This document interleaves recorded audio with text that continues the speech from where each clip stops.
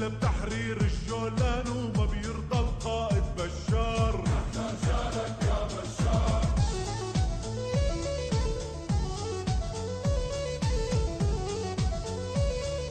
سوريا الله حامية.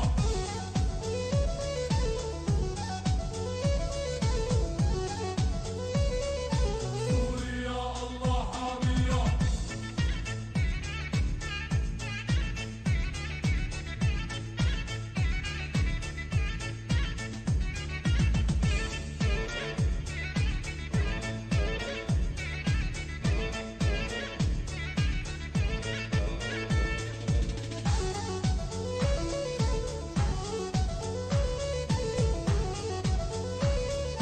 سوريا الله حامية.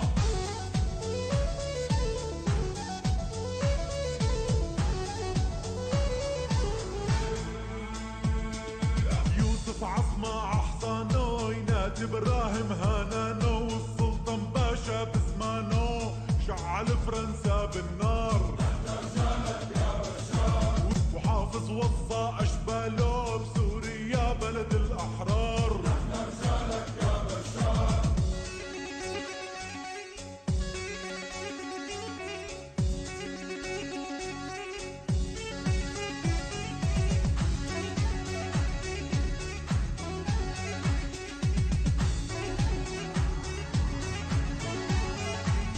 غيرونا منريد بشار بالتحديد. رح نرجع ونعيد بشار بالتحديد. غيرونا منريد بشار بالتحديد. رح نرجع ونعيد بشار بالتحديد. نحنا فجر الحرية بحروف الأبجدية. سريان وفينيقية غير سوريا ما منختار. نحن رجالك يا بشار. قولوا بالصوت العالي بدنا نصون الرسالة للغالي وابن الغالي وبالروح منفدي بشار. نحن رجالك يا بشار. الشعب السوري بالساحات وللمجد بيرفع راياته عم يهتف بثلاث كلماته الله سوريا وبشار. نحن رجالك يا بشار. الله وسوريا وبشار. نحن رجالك يا بشار. نحن رجالك يا بشار. نحن رجالك يا بشار. الله وسوريا وبشار. نحن رجالك يا بشار. كنيسة وجامع متحدين والمحبة عنوان الدين وملايين السوريين وما بدهن إلا بشار. نحن رجالك يا بشار.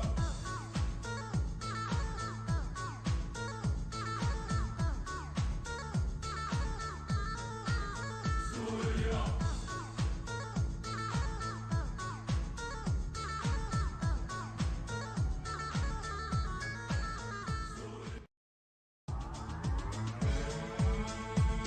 الشعب السوري بالساحات للمجد بيرفع رايات عم يهتف بثلاث كلمات الله وسوريا وبشار. نحن رجالك يا بشار. كنيسة وجامع متحدين والمحبة عنوان الدين وملايين السوريين وما بدهن إلا بشار. نحن رجالك يا بشار.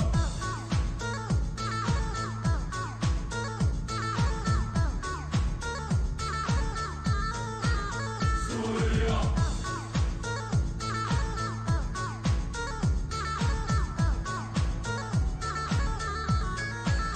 سوريا على الله حامية.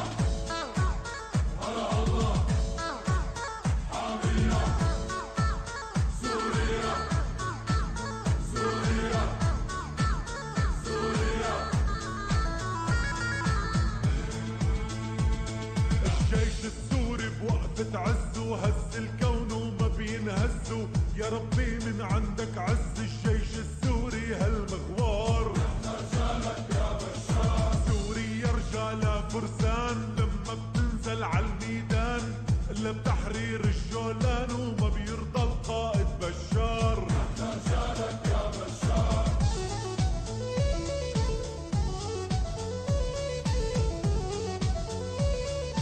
سوريا الله حامية.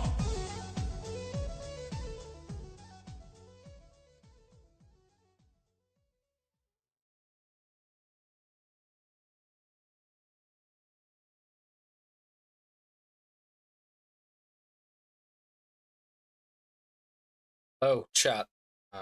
You guys hear me? Just before I really get into the flow of this, as always, I just want to, because I do know I have some audio issues from time to time. Can you guys let me know what is the audio like? Can you guys hear me okay?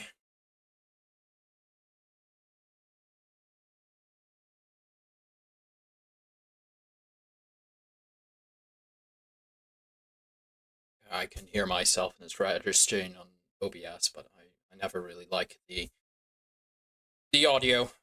I need to get a new Yeti mic. I don't like the quality of this mic. I can't get it to work to the quality that I would like. So, but with that to do, what a week and a half, complete whirlwind, pretty extraordinary, fairly depressing in certain ways. I'm reminded of the old adage that there are decades where nothing happens, and then there are days and weeks where decades happen, and very much seems that that is what we have just witnessed in the Middle East and in Syria. So, just for people who might be listening back to this, this stream is being done at 7 o'clock British Standard Time on the 8th of December, 2024. So, the situation on the ground is changing rapidly, and I expect that some of the information I'll probably rely on certain things I'm going to say in this stream might change in the days, weeks, and months ahead. But as of this time, this stream is going to be based on the information that I have seen and that was available at this point in time. So just set the groundwork. Within the last 12 to 24 hours, the Baathist state, the Syrian Arab Republic, the official name of the state, the regime, the entity that it no longer exists, is for all intents is collapsed. The government of Bashar Al-Assad has been overthrown. This has followed essentially 11 to 12 days, round about that, of a renewed, mostly led by the Islamist group, the acronym HTS, Haram Tarish al-Sham, I believe, off the top of my head is how it's pronounced, which was formerly based out of an Idlib governorate in the northeast of the country along the border of Turkey, launched a renewed offensive against the Syrian Arab army and government positions in predominantly Aleppo province governorate, which then precipitated essentially a general collapse of the entire country. And as I say, within the last 12 to 24 hours, it has ultimately culminated in the fall of Damascus with pretty much little to no fighting, if at all. And as I'm speaking, there has been an Israeli invasion, has begun in the south of Syria across the Golan, which is seizing territories there. Benjamin Netanyahu has abrogated the ceasefire agreement along the Golan that had been in place since 1974. There is chaos across much of Syria at the moment. It's not too sure exactly who is acting power, where, and how. Obviously, the assumption de facto power is going to be around the administrative structure around Jolani, the figure who was the head of HTS and the rebel coalition out of Idlib. There's reports of general conflict erupting between Turkish-backed proxies, the Syrian National Army in the north, and in the west, with some support from the Islamist coalition against American-backed Kurdish forces in the east. There's reports that certain Russian military elements and some Iranian military elements have been cut off by the stunning collapse across the country. And essentially, the Syrian army, the Baathist state, the forces aligned with Bashar al-Assad have effectively completely vanished and vacated from the stage, despite being in a position of predominance, and in effect, it effectively won the civil war in many people's minds. So this is going to be a bit of a retrospective on what I have seen, why I think this state of affairs has come about, and the potential ramifications of this for the region and for the various global powers involved. So that is kind of where we're going to start. What this stream is not going to do is I'm not going to give a blow-by-blow or history of Syria, of the civil war pre-2020. I would be here for hours doing that, and I'm sure there are other people who are far more qualified and versed on the ins and outs of that to me. So just a caveat, I'm not an expert in this. Syria is a academic hobby as such to me. I'm someone who sort of cut their teeth through the mid-2000s, growing up in that era, kind of paying attention to events in Syria. It is quite notable, although especially in the past couple of days it has started to move into the media mainstream. But I can distinctly remember through much of the 2010s that Syria was the dominant news story on British news coverage, especially for much of that decade. And in many ways, although you might not think of it, events in Syria and the conflict there have effectively irrevocably changed the world. For those of us in Europe, the events in Syria are what precipitated and were kind of the justification, as it were, for the mass importation of migrants into Europe that has irrevocably changed our societies. It is arguably one of the stepping stones that have led to the quote-unquote new Cold War, which of course we are seeing playing out between Russia, Ukraine, and NATO in Eastern Europe. It is effectively a major turning point in the history of the Middle East in regards to relations with Israel, the influence of Iran and the former axis of resistance, the Shia Crescent. There was a raid against Israel.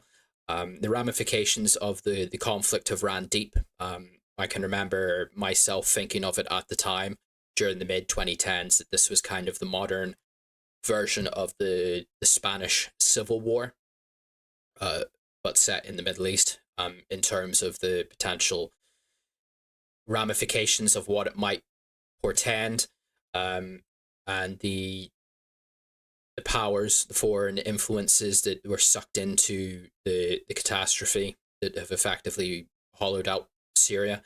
And of course, most infamously, most people remember Syria, namely for the actions of the Islamic State, ISIS, Daesh, and its rise and fall from prominence off the back of this conflict. So with that sort of opening gambit out of the way, I have no idea how long this stream is going to last, but I've kind of made a few notes to help guide and collect my thoughts in some points that I wish to articulate. So first of all, just to set the scene for this, the Syrian Arab Republic, as it was constituted up until about 24 hours ago, it was a Baathist entity, a Baathist ideological state. I'm not going to go too deep into what Baathism is and how it was implemented in Syria, as opposed to, for example, Iraqi Baathism, which most people would probably be more familiar with in its form of Saddam Hussein. But what the Syrian Arab Republic kind of represented, although it did not always live up to this, but at its kind of ideological core, it sought inspiration and plaudits from Baathism and from the ideals it espoused. For the interests of this stream, the main thing to sort of take away from it is that Baathism is kind of like an Arab socialist, pan-Arabist movement. So we're going back to the influence of 1960s of Nasser, the rise of, or the attempted unification of various different Arab states into various unified Arab republics, Arab federations, mostly in opposition to Israel. Needless to say, and like I say, I'm skipping through a lot of ideology and history here. Pan-Arabism, Nasserism, and to a degree Baathism over the decades has kind of fallen out of favor, particularly due to its inherent failure to successfully confront Israel on the Palestinian issue. Various tribal and national identities, sectarian concerns and stuff, hollowed out the ideas of Pan-Arabism and to a degree Baathism in various states. The two main Baathist states that explicitly adopted a Baath party and the ideology of Baathism was particularly Iraq and Syria. And then there was factional disputes between the two. So then you had the splitting off into Syrian Baathist party and then the Iraqi Baathist party. Of course, the Iraqi Baathist party was overthrown in 2003 with Saddam Hussein, but the Syrian Baath party continued, obviously, in Syria under the tutelage of, at first, Hafez al-Assad, the father of the currently deposed President Bashar Al-Assad, and then under Bashar himself from 2000 onwards. So to kind of give a general idea of what this ideology is and how it relates into what we're going to be discussing about, is it Baathism specifically is a secularist idea. It is very much a pan-nationalist. It is nationalist, not so much a religious inspiration. The early Baathist thinkers were mostly Christians, Arab Christians of various denominations, and some other sects of Islam. And Baathist tendencies in Iraq and Syria often tended to court these sort of ad hoc coalitions of various minorities, be they ethnic or be they religious. So Iraq, just population-wise, has tended to always be predominantly Shia. Saddam Hussein infamously was a Sunni, and whenever he came to power, he instituted a Sunni Baathist regime. But there was also, in its earlier days, had large influxes of Christian minority elements. Middle Christians in Iraq in the 60s and 70s tended to sort of be of this middle-class professional rung, so a lot of particularly military officers, high-ranking Air Force officers in Iraq would tend to be Christians or Sunni, as opposed to the majority Shia.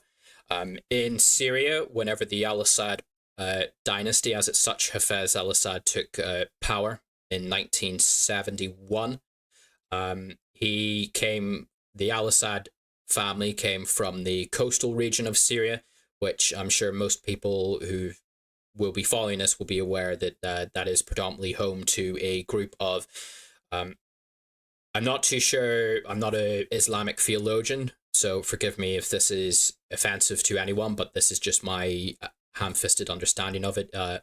The Al-Assads descend from a group called the Alawites, and the Alawites are a branch, a break-off, a sect maybe, of Shia Islam. So they are particularly closer to Shias as opposed to Sunnis. Syria, as opposed to Iraq, which is majority Shia.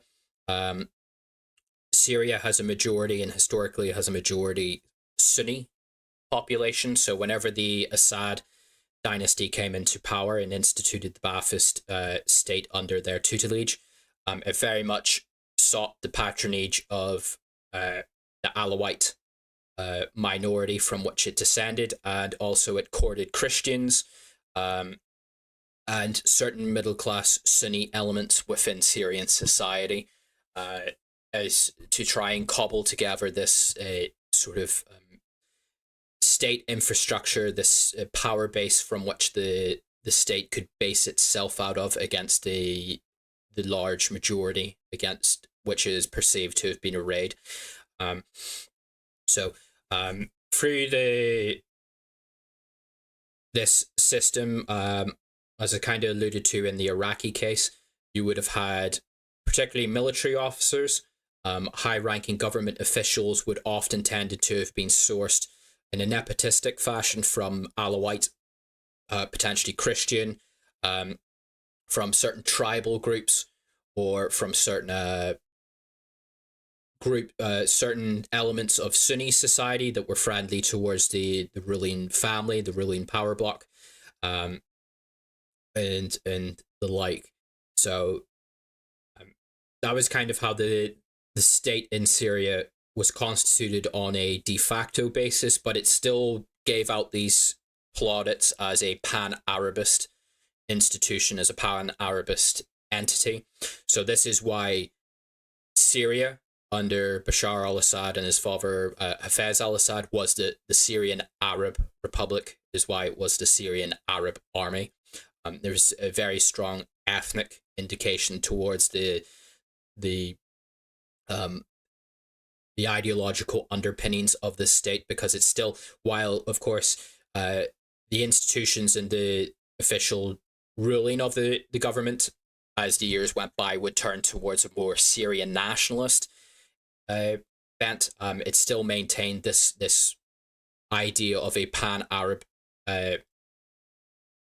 outlook, of aspirations of the unification of the Arabs, that the Arab peoples are one nation who should be politically unified, potentially under one state or closely aligned with each other.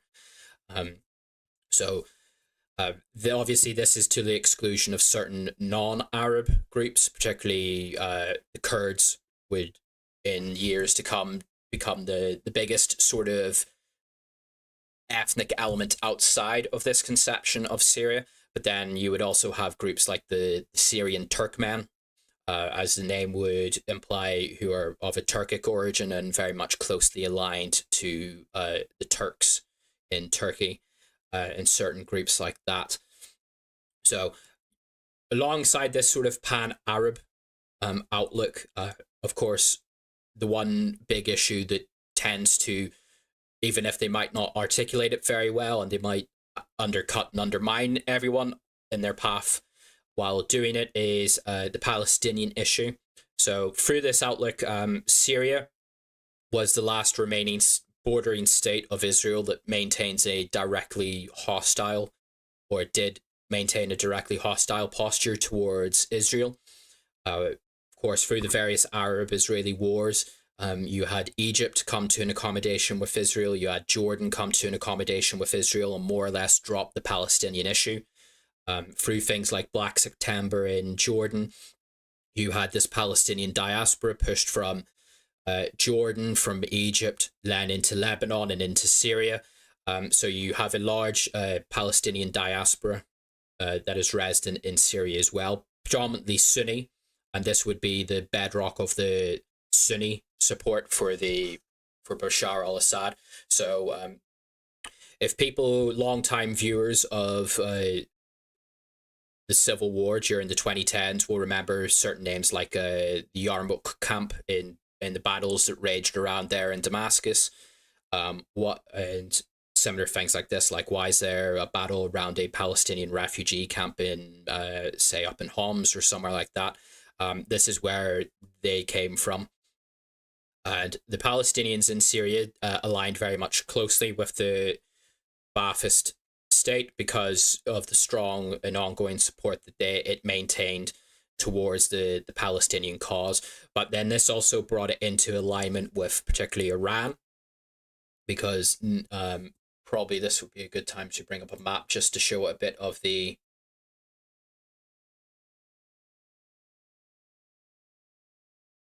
geography of this. Oh, where is my map?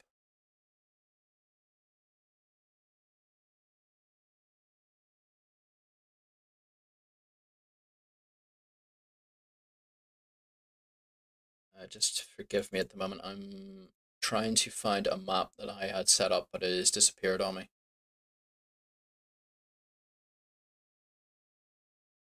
So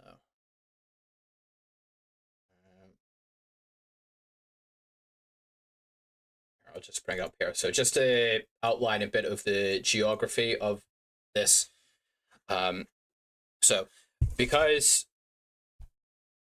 the problem with getting a bit muddled up, so I'll just take it as I was going to do there. So obviously this is Israel here, this is the border with Syria, this is the state of Lebanon, and then you have Iraq and Iran. So as we move into sort of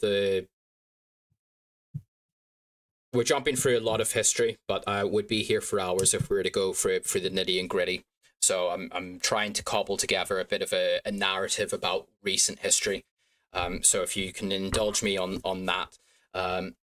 So while we're into the period of the Civil War, not going into the reasons why it started, but just kind of giving you the outline of the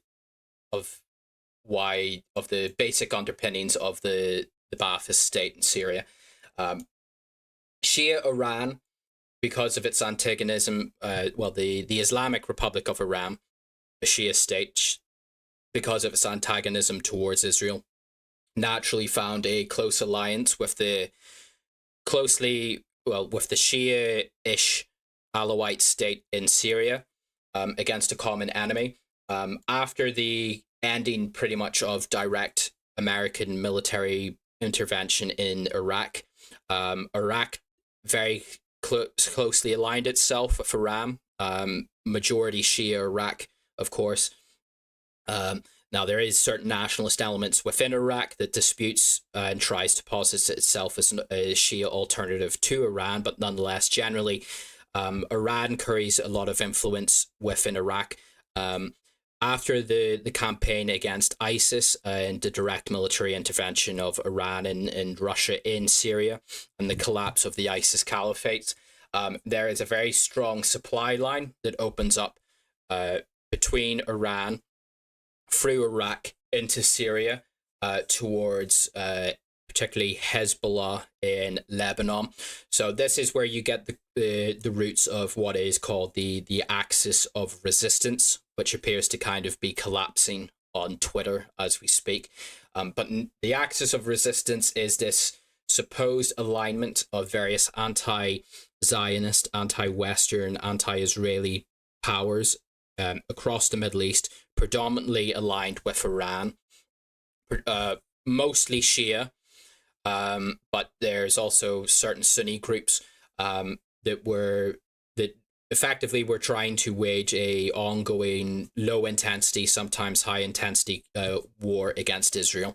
So the members of this alliance, you have the Houthis down in Yemen, you obviously have the Islamic Republic of Iran, you have certain militant groups, the Popular Mobilization Units in Iraq and certain other Iranian-aligned militias in Iraq. Up until about 24 hours ago, you did have the Syrian Arab Republic, and then you had Hezbollah in Lebanon, and you had Hamas down in Gaza. So the idea, the sort of geopolitics, which kind of fed into what has happened in Syria, I'm just kind of trying to lay out the scene of why things have potentially gone down the way they have, was that Iranian arms and weaponry and support would transit mostly land-based via Iraq and into Syria, and then ideally on to Lebanon to to support Hezbollah in its fight against Israel. So that's just kind of a quick outline of what was going on there. So that's kind of Iranian ambitions in Syria as it is. So just to kind of lay a bit more of the groundwork, obviously you have the civil war that erupts in Syria in 2011, and I'm going to be speeding through this because we'll be here for a long time. The Syrian government at one stage loses pretty much the vast majority of the country. You have ISIS that overruns the interior of the country. You have various very explicitly Islamist Salafist groups that rise up apart across the country. You have Turkish-backed elements that rise up in the north. Of course, the Kurds rise up, and the country effectively disintegrates to a state in 2015 where it appeared that the government of Bashar Al-Assad was on the verge of complete collapse. That is whenever particularly the Russians intervene in Syria. This is the Russian intervention and the start of large-scale Russian support for the government in Syria. Alongside this, because of that the little spiel I just previously given about the support from Iran to Hezbollah. You have the Shia militias, mostly led by Hezbollah, that intervened very heavily in the civil war on the government side. These troops, particularly Hezbollah and Russian combat elements, this is where the Wagner group cuts its teeth, turned the tide in certain very key battles that effectively saved the government through its darkest days of the roundabout 2015 period of the conflict. The back is broken of the rebel groups around about 2015 into 2017, and from 2017 onwards to 2020, the Syrian government and Bashar Al-Assad effectively reclaims the vast majority of the country to where we get to this position. So this is the map of territorial control in Syria around about mid-November, before everything unraveled about a week ago. So as you can see, the vast majority of the country tends to be, well, the majority of the country is under government control, but particularly the major population centers are under the control of the government, which kind of gives credence that the government had more or less won the war as such. So you have Aleppo in the north, Hama, Homs, Damascus, all under government control, and the populated coastal territories as well. In 2020, you have the signing of kind of like the Astana Accords. Astana is a city in Kazakhstan where the various regional power brokers met to kind of agree a sort of de-escalation and a putative end to the high intensity phase of the war in Syria. This is, so as you can see, this is kind of whenever the Syrian military was at its zenith. It had more or less reclaimed most of the country. It was in the process of reclaiming this Islamist-held territory up here in Idlib. However, the Turkish military at various points militarily intervened, set up various outposts, and effectively blocked and threatened the Syrian military, and to a degree the Russians, that stop advancing or you will come in direct conflict with the Turkish military, or the Turkish military is going to directly aid the various rebel groups. So in 2020, Russia, Iran, Turkey, the Syrian government, and the main opposition groups in the conflict kind of agree this Astana Accord de-escalation, potentially putative peace plan. So now we get into like the low intensity period of the conflict. So for all intents and purposes, as far as I was concerned at the time, and I think many observers were as well, and the Syrian government portrayed itself as effectively winning the war. The war has been won. There will be some diplomatic agreements that will be made that will eventually reconcile with the Kurds, that will bring the various rebel groups in the north under control. For all intents and purposes, the worst, darkest days of the war is over. Now it's time to set about rebuilding a kind of thing. However, there was certain very grievous problems, which I will articulate, that kind of collapsed that idea. So we're talking about 2020. So the situation in 2020, and this is where it directly feeds into why I think we've seen the collapse of the army and the state that we have. You have a country that is effectively devastated by war. Massive demographic dislocation. You have millions of Syrians that have fled abroad during the fighting to Turkey, to Europe, to surrounding countries. You have many people internally displaced. Infrastructure is largely destroyed. What little industry and economic activity that has been done, that is still ongoing, is very low level. The country is shattered. So then you come in, the Syrian government starts looking at ways of rebuilding, and its major benefactors, international benefactors, are Iran and Russia. These are the two economic outside powers that sustain and provide any hope for any kind of economic rehabilitation of Syria. Because through the period of the direct period of the civil war itself, there are many sanctions arrayed by various different regional and international powers against the government, individuals within the government, and against Syria itself. So you have stuff from the United States, from the EU attacking the Syrian economy. You have various Arab states that implement various import sanctions against the Syrian state. So what little economic activity that is produced in Syria is hobbled already by effectively the idea that Syria can no longer export or really import anything legitimately anymore. Alongside this, you also have a problem in terms of the resources that the Syrian government can nominally rely upon. Syria is not a oil state. It's not a petro state. It does not have substantial oil reserves like Iraq does or other nations in the region. However, there is some oil and petroleum industry in Syria, extraction industry, particularly here in the east of the country and a bit into Deir el-Zor governorate. The problem is, as this map kind of illustrates, a lot of that territory that does have petroleum resources first fell under ISIS control, and then ultimately it fell under Kurdish control, and particularly Kurdish forces that were supported by the United States and Western powers.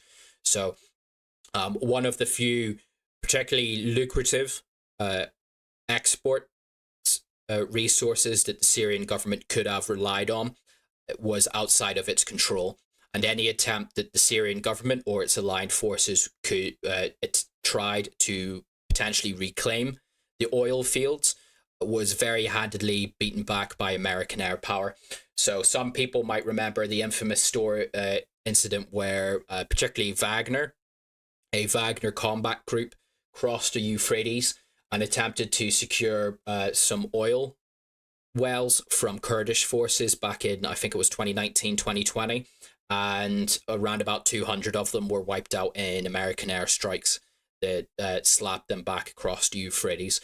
So for all intents and purposes, the petroleum industry was more or less lost as a resource, as an income generator for the Syrian state budget. Which another aspect to this is because of the nature of export industries and particularly petroleum industries, this would have a major effect on the Syrian pound and inflation and feed into a wider economic crisis. Another aspect of one of the few potential exporting industries that the Syrian state could rely on as a growth industry and to bring some economic life back into the country would be agriculture. This area here between the coastal territories and the desert interior is known as the Gharb Plain. This is prime agricultural territory. This is the western fringes of what is known as the Fertile Crescent. The Fertile Crescent being a ultra-productive agricultural land that stretches along the Euphrates down into southern Iraq. This is kind of like the western extremity of it into the Gharb Plain. And as one can see, much of the Gharb Plain was outside government control. It was under the control of the Idlib Emirate, the Islamist groups that held the northern part of Idlib governorate. And then for what the territories that were still held by the Syrian government, through the long process of 2017 onwards, is this territory north of Hama was slowly reclaimed via often very methodical, brutal and vicious fighting that occurred. So any farmland that might have been there was often an infrastructure was destroyed or needed significant rehabilitation before it could become productive agricultural land. So you have this Syrian state that has finished the high intensity period of the civil war, and two of its what should be its prime potential resource income generating revenue streams are effectively outside of its control or significantly hobbled by circumstances on the ground. So this is feeding into a wider economic crisis that the Syrian government is looking at.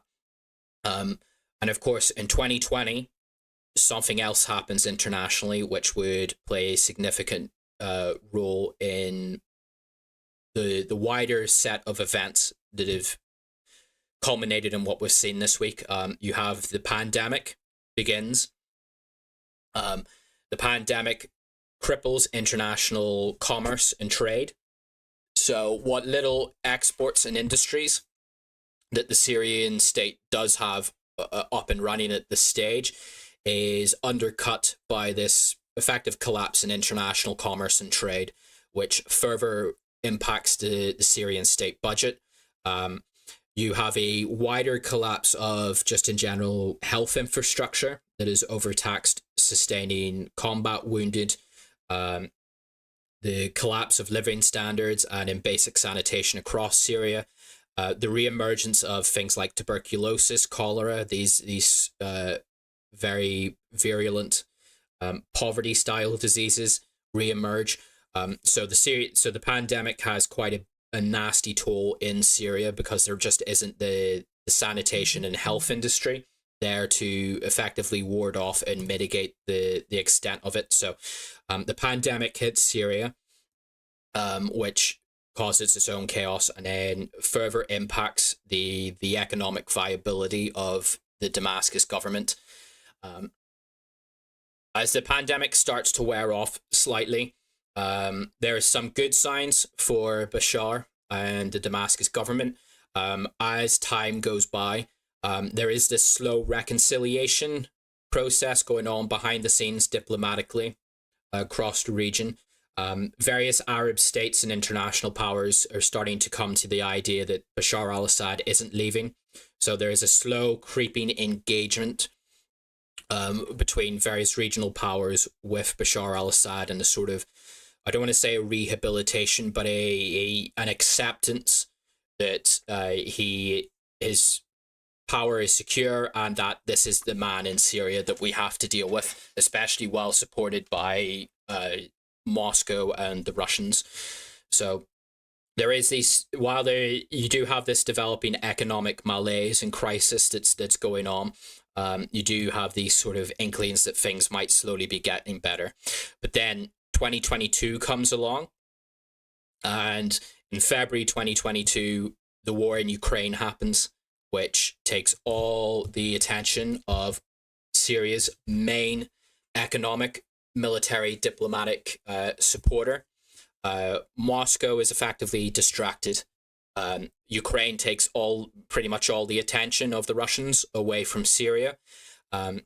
What economic aid was coming to Syria, what military aid was coming to Syria is diverted away.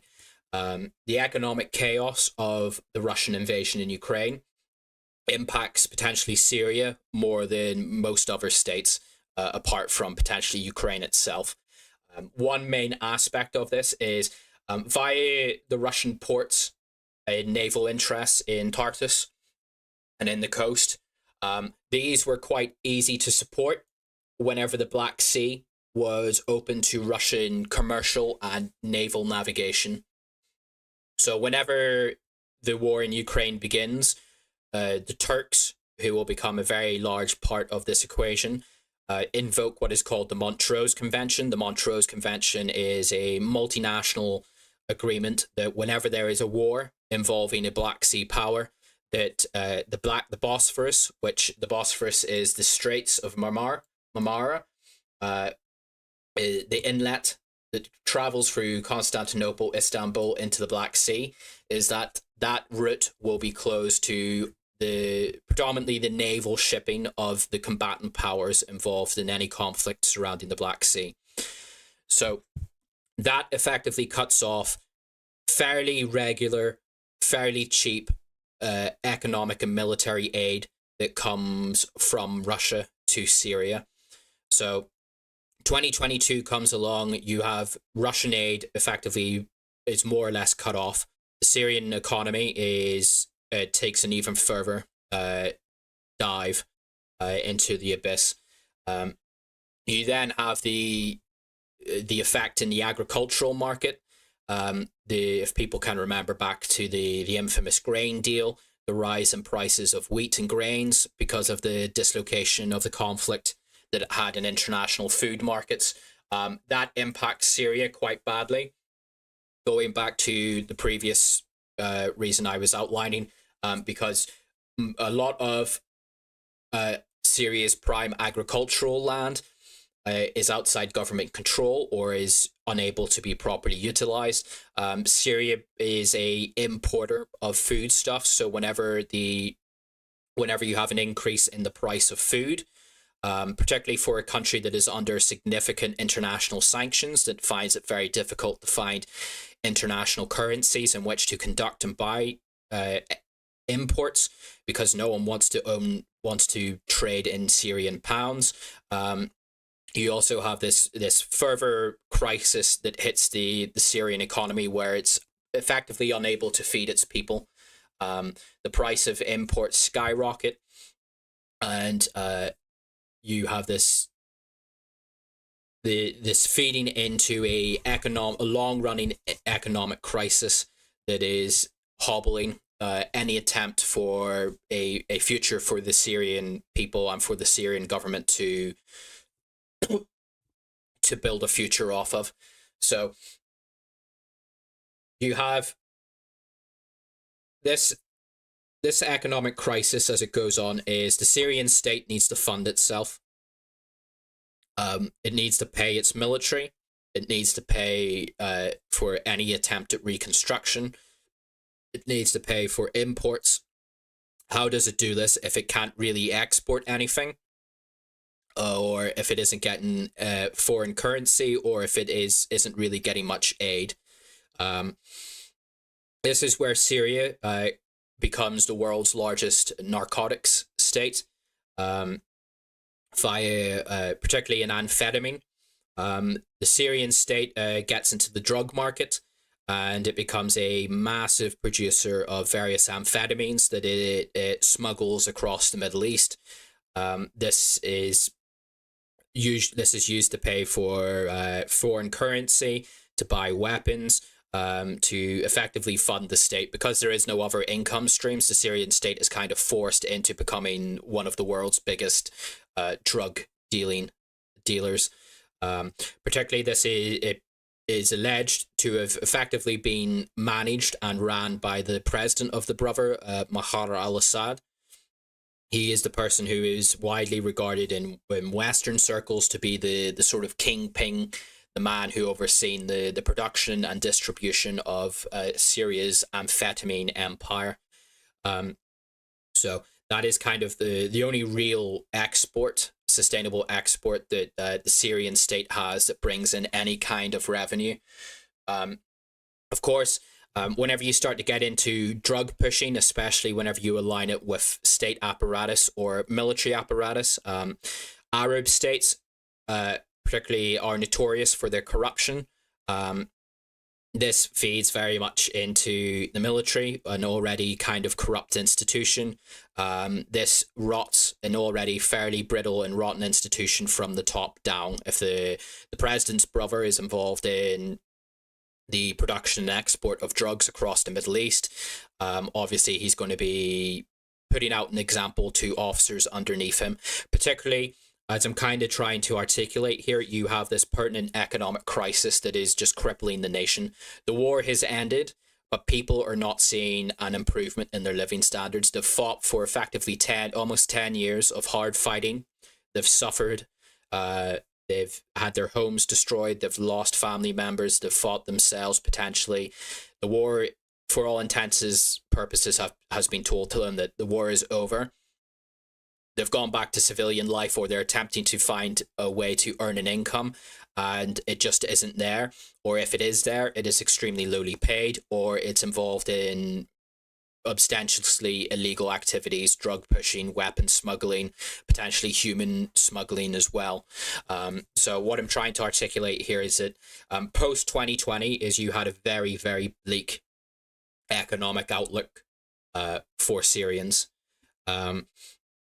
Not necessarily, again, I'm not trying to say that take one side or the other and say this is like an inherent failure of the Damascus government. What I'm trying to say is that there's like a confluence of factors internationally and domestic that have come together to create the set of circumstances and scenario that has resulted in what we've seen this week. So in terms of how this affected the army, Syrian military is effectively was effectively a conscript military. It kind of always has been.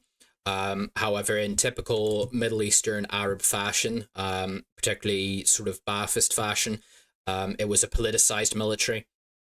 The Syrian military has a long history of coups. The former dynasty of the Al-Assads came to power in a military coup, and how the military kind of functioned in this era was very much as an arbiter and a bedrock of political power. The way that this was done was, while Bashar al-Assad this is why you see it in Saddam Hussein particularly. He was kind of like the arch proponent of this, a person who never really served in the military but was always dressed in military fatigues.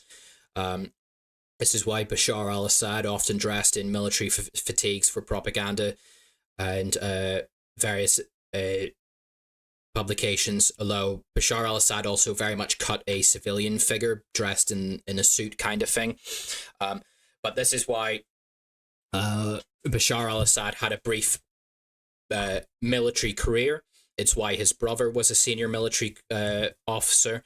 It's why his older brother, who died before him, who was meant to become the president of Syria after the death of Hafez al-Assad, was a senior military figure, because the military is the guarantor to power, or was the guarantor to power.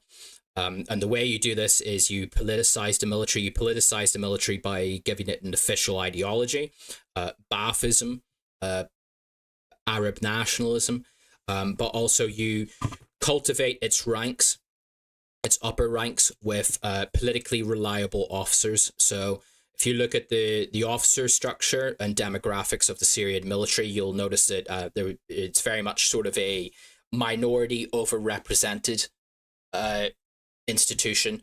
So you'll have significant percentage of senior Syrian officers will have been Alawites, Christians, potentially Druze, and what Sunni there would have been. You would have had things like middle class, politically reliable Sunnis.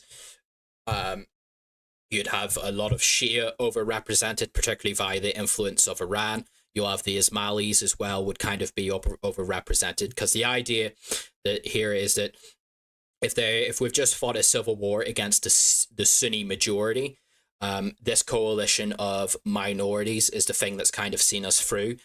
And if everyone is afraid of the majority, they're more liable to be loyal to the minority rule of the Alawites. So you have this overrepresented minority majority officer corps, and then you'll have this sort of conscript element of the military, which would predominantly be based of Sunnis. Throughout the civil war proper, the 2011 to 2020 period of it, the Syrian military was not a very well regarded force. You'd have like Sunni conscripts would be effectively forced to fight in many areas.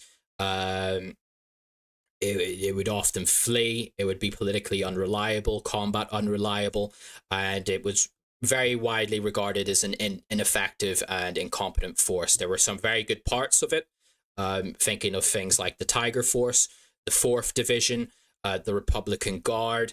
I believe the 10th Armored Regiment is another one that was said to be reliable. And these were like your motivated minority-led, potentially minority-filled military units. But the bulk of the military are conscripts. Or were conscripts. Your sort of young Sunni who grew up in a suburb of Damascus and doesn't have much outlook on life. There really isn't any jobs, and what jobs there are going if the pay is really low. and you can't really support a family on it. So you're conscripted into the military, and military pay isn't very well. So what is the motivation exactly to fight? So through most of the Civil War, the real bedrock that held the government together before the large influx of things like Hezbollah, Iranian troops, Russian support, were your sort of militia groups, the informal military group, the informal elements of the state. So this is where you get into things like the National Defense Forces and the like. The National Defense Forces were often like locally raised militia groups from various minority communities. So just to give you an example, back in around about 2014, 2015, whenever you had Al-Qaeda aligned militants started to make serious ground around the Lebanese border and push into a particularly Christian populated valley, a valley known as the Valley of the Christians. Whenever they began to threaten areas like that, the local Christians men would come together and form a militia group and ally and become part of what is called the National Defense Forces. These were reliable troops in the sense that they are well motivated whenever they're defending their own territory. So they would raise up. They would rise up, and you would raise these units whenever a local area was threatened that was populated by them, and because they kind of considered their very existence of themselves and their families are on the line, is you could rely on them to put up a fight and potentially fight very well. And many of the NDF troops did fight well. From various sources I can remember reading from Russian and Iranian accounts in 2018, 2019, is they often regarded the NDF as a far more reliable force than the standing Syrian army. This is kind of a common theme. I'm sure many people will be aware that generally Arabs don't have a very good history with standing militaries, with conventional militaries. Not going to touch that big kettle of fish, but this might be, because I is just a completely different topic in of itself, but this might be another indication of that fact, where the majority of the Syrian army was ineffective and completely incompetent outside of some very good select units, but it was the informally raised militia groups that really held the line whenever push came to shove. So some of these NDF units you could deploy to other units, other parts of Syria to fight. They would be seconded to groups like Hezbollah and various more reliable army units to fight and the like. So that's kind of the structure of how the military kind of worked. So you're a young conscript who's just been told, right, you're going into the army. It's 2011. No, it's 2021. So you've gotten your call-up papers. You're reporting for national service into the military. Well, you've got a couple of options there. You could either go and do your service, but you don't know when you'll finish, because it seemed to be, I need to keep using the past tense here. It seemed to be a very informal thing where you could be there for a year, you could be there indefinitely. It all kind of just depends until your local officer decides to say you finished your service and send you home to civilian life. Or if you do have a bit of money behind you, you could bribe your officer of your unit to effectively send you away on permanent leave. Or if you do end up showing up for your service, you could also find that your officer, because again, military pay, even for officers, for the majority of officers outside of the politically reliable elements of the military, were very poorly paid. So a very common theme that tends to happen in these sort of very not very established state institutions is you do turn up for service, and then you find out that your commanding officer, your captain, your major, is effectively stealing what little pay you are getting for your national service. So this compounds itself. So you have this economic crisis. The family at home can barely feed themselves. 90% of the population are living in absolute poverty. your father could be killed or he could be significantly crippled because he fought in the war. You might be the only son, or your brothers might have left the country to pursue better economic prospects abroad as refugees. You're stuck in the country. You're seconded into the army to do your national service. Your pay is either being stolen by your officer, or you might have a bit of money, so you try to bribe your officer to go home so you can have a better job that earns some kind of money to sustain your family. It's pretty bleak in the majority of the army in this time. This is the period between 2020 and essentially last week. So the war is kind of on a very low intensity perp phase. So you're not even potentially actually doing much fighting, if at all. Most of the army at this stage has sort of become a quasi paramilitary police gendarmerie kind of situation, as opposed to like a full fighting force. So a lot of Syrian soldiers during this time will be sent off to patrol the interior of the country, where you still have the remnants of things like ISIS still conducting a very low level insurgency. In the south, helpfully replicated here, these greenish areas, you have what are called the reconciled communities. These are former rebel groups. In this particular case, these were predominantly Druze in some of these areas, and sort of like a more FSA aligned Sunnis. These are areas that rose up in the original civil war in 2011. And as the war went on, they were quote unquote reconciled, usually by Russian mediation, to sort of be reintegrated as such back under government control. So the war is kind of heavily going in the favor of Bashar Al-Assad's government. These rebels are kind of viewing themselves as kind of cut off. The war is kind of hopeless. We might as well try and cut a deal kind of thing. So while they are called reconciled, as the past week has shown, they weren't properly politically reconciled. They still have grievances. So a lot of conscripts are kind of sent down here as well in this sort of like quasi gendarmerie, militarized police, informal reinforcement to the local police officers, just to keep an eye on what's happening down in Dara. This is still an area, even through this period, of political radicalism. So you still have protests going on. You have general strikes.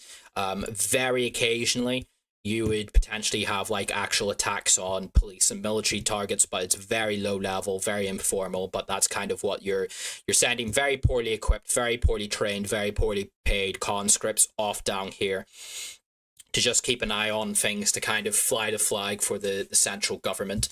So these are things that are coming together to compound the situation in the army. What also happens in the army is, in general, throughout the period of the war itself, you have a lot of good quality soldiers or fighters who have been fighting for near enough 8-9 years. These are the people who were out fighting in Damascus, then they went up to Hama and fought in Homs. They've been at it a long time. They're good quality troops. They're clearly motivated. They know what they're doing. These are the kind of men that, if people can remember back to it, whenever the Battle of Mariupol was on, there was these rumors going around that the Syrians were going to send troops to fight in Mariupol. It's these kind of people that that was talking about. Of course, that never happened in the end for various reasons. These men who have been fighting for a long time, who have a lot of combat experience, a lot of motivation behind them, a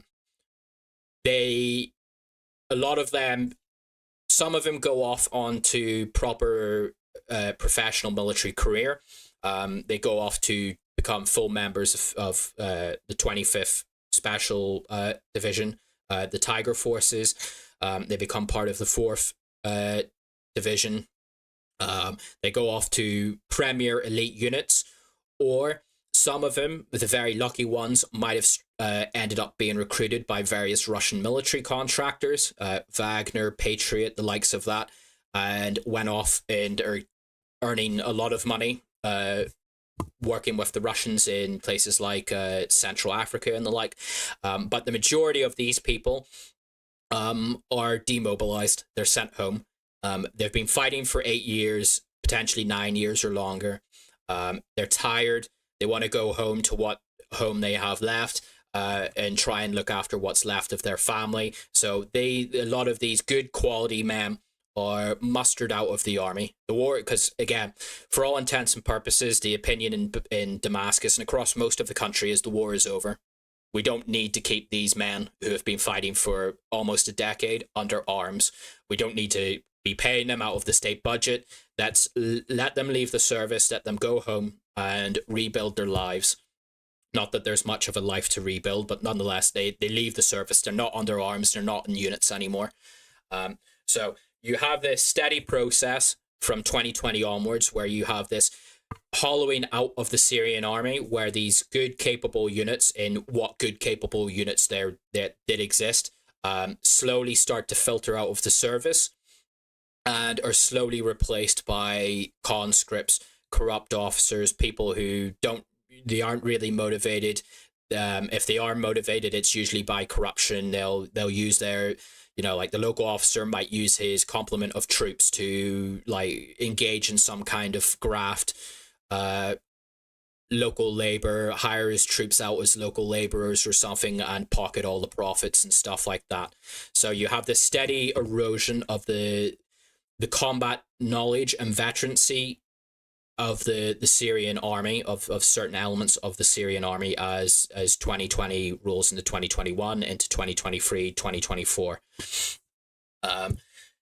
Alongside this, the Russians also attempt, because again, the Russians have ambitions in Syria.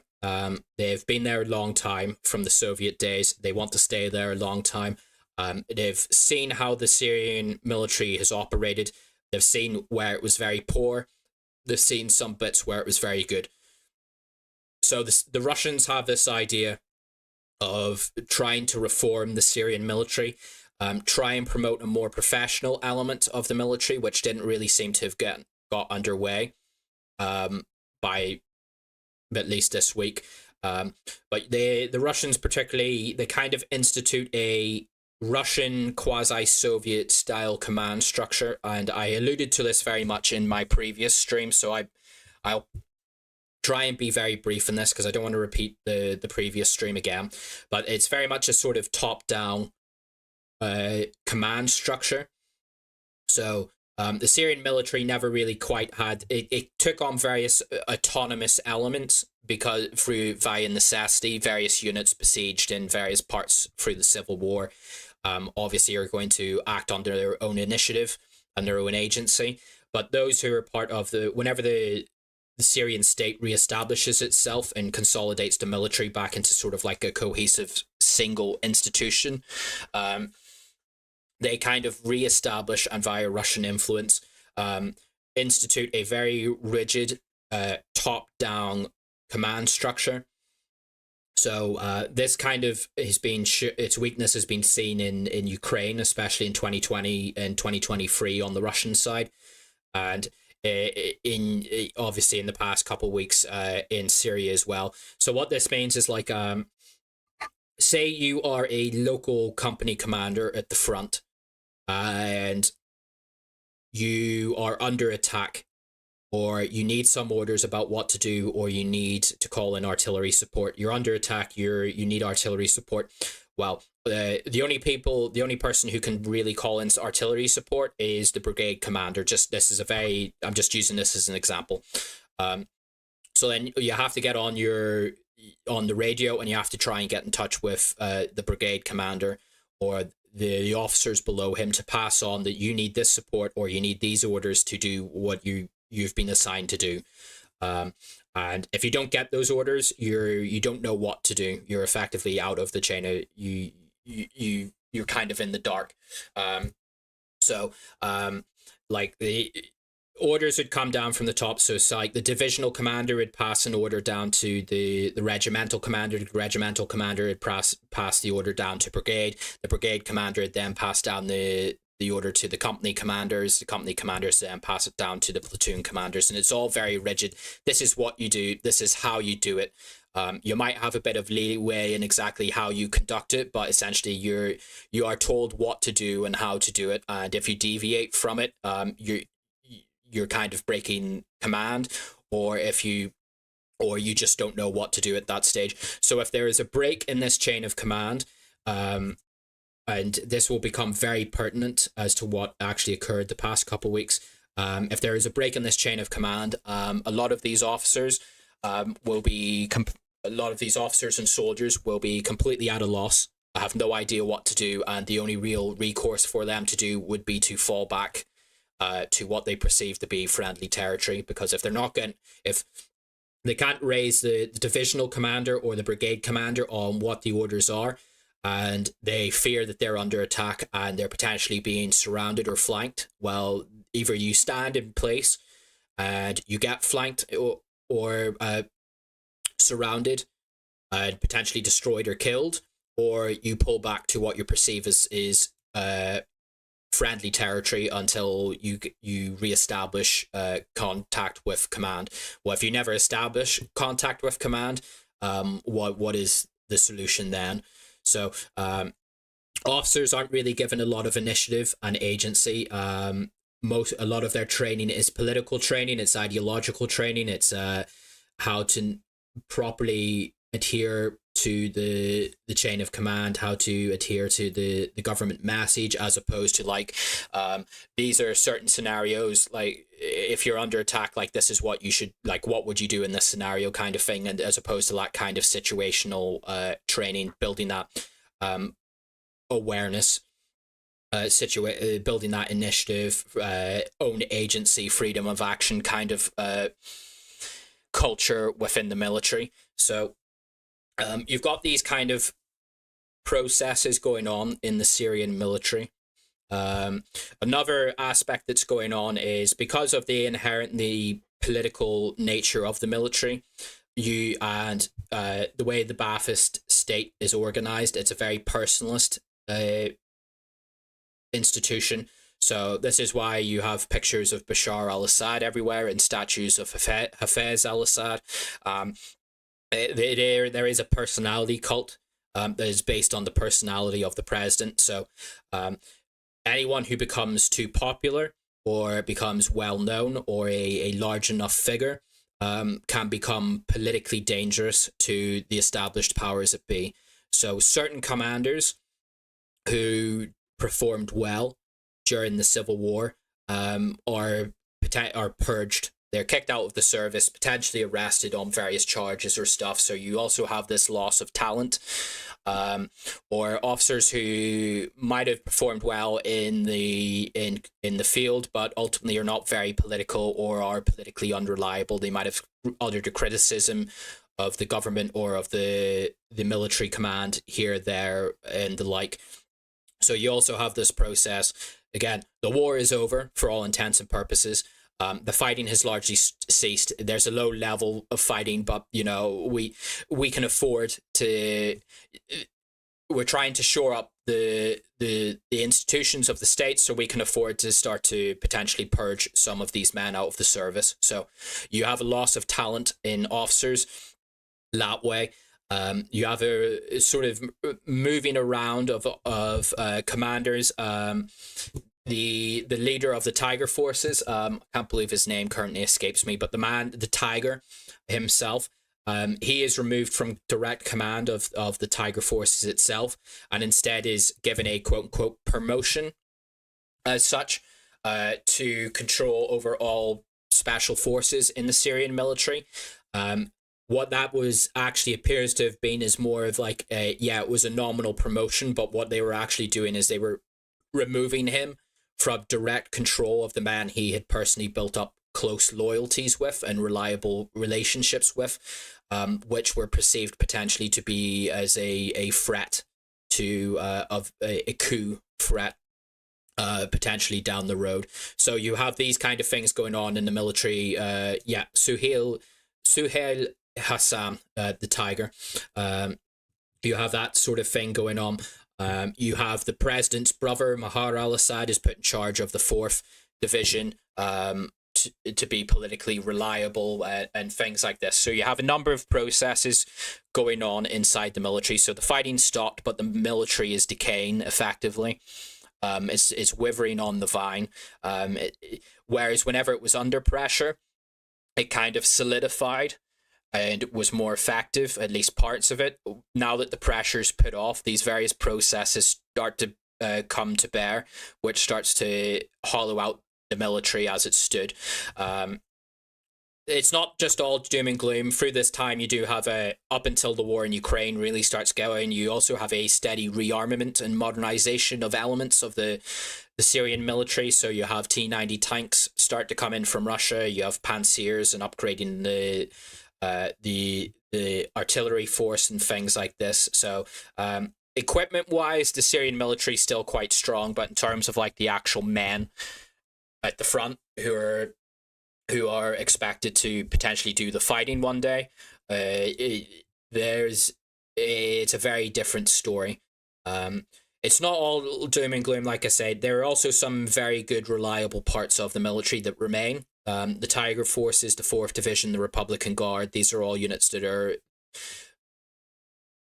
meant to be fairly effective. They have very strong proven records of being effective over the past 10 years. So you have these sort of things going on. So let me just check on just having a quick look at my notes. So that's kind of that's the processes on the military side of things. Demographically, Syria is a hollowed out nation. You have the people physically killed in the civil war, but then you also have the many more who have fled the country. Syria is a country largely without its middle-aged people. You have very young and you have very old. Everyone in between generally has left or potentially has been wounded and scarred by the war. So you also have this very acute demographic issue in Ukraine. Birth rates have completely collapsed. Of course, this is a global phenomenon, but particularly pronounced in Syria since the civil war really got underway. You have millions of people who have left. These are people who should be working, providing some kind of income. A lot of these people were often educated. A lot of them were not. Of course, a lot of them turned out to be militants who have caused problems in the West. But you have this inverse sort of hourglass demographic period, hourglass pyramid for Syria, where you have a very sizable contingent of very old people, and then a very sizable contingent of very young people. And it's particularly the very young where this sense of disillusionment seems to have set in across pretty much every demographic in the country.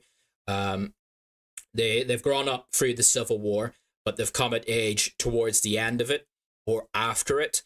So their young teen years or younger have been faced with the horrors of the civil war itself. The war has ended. They're starting to come into their adult years, and they've had a traumatic childhood potentially, and now they have no prospects in life because of the mentioned economic catastrophe that is just hoveling out the country itself. So this is another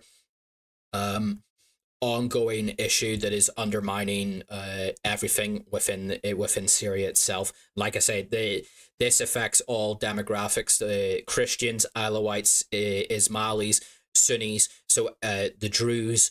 So any underlying grievances are exacerbated by this economic and demographic crisis. So, for example, the Druze have always had a pragmatic, shall we say, relationship with the Syrian government. There were Druze communities fought on both sides of the civil war, for Assad and against Assad. Some of these, as I mentioned, reconciled communities here in the south are demographically Druze. So for those who took up arms against the government and then eventually reconciled through various Russian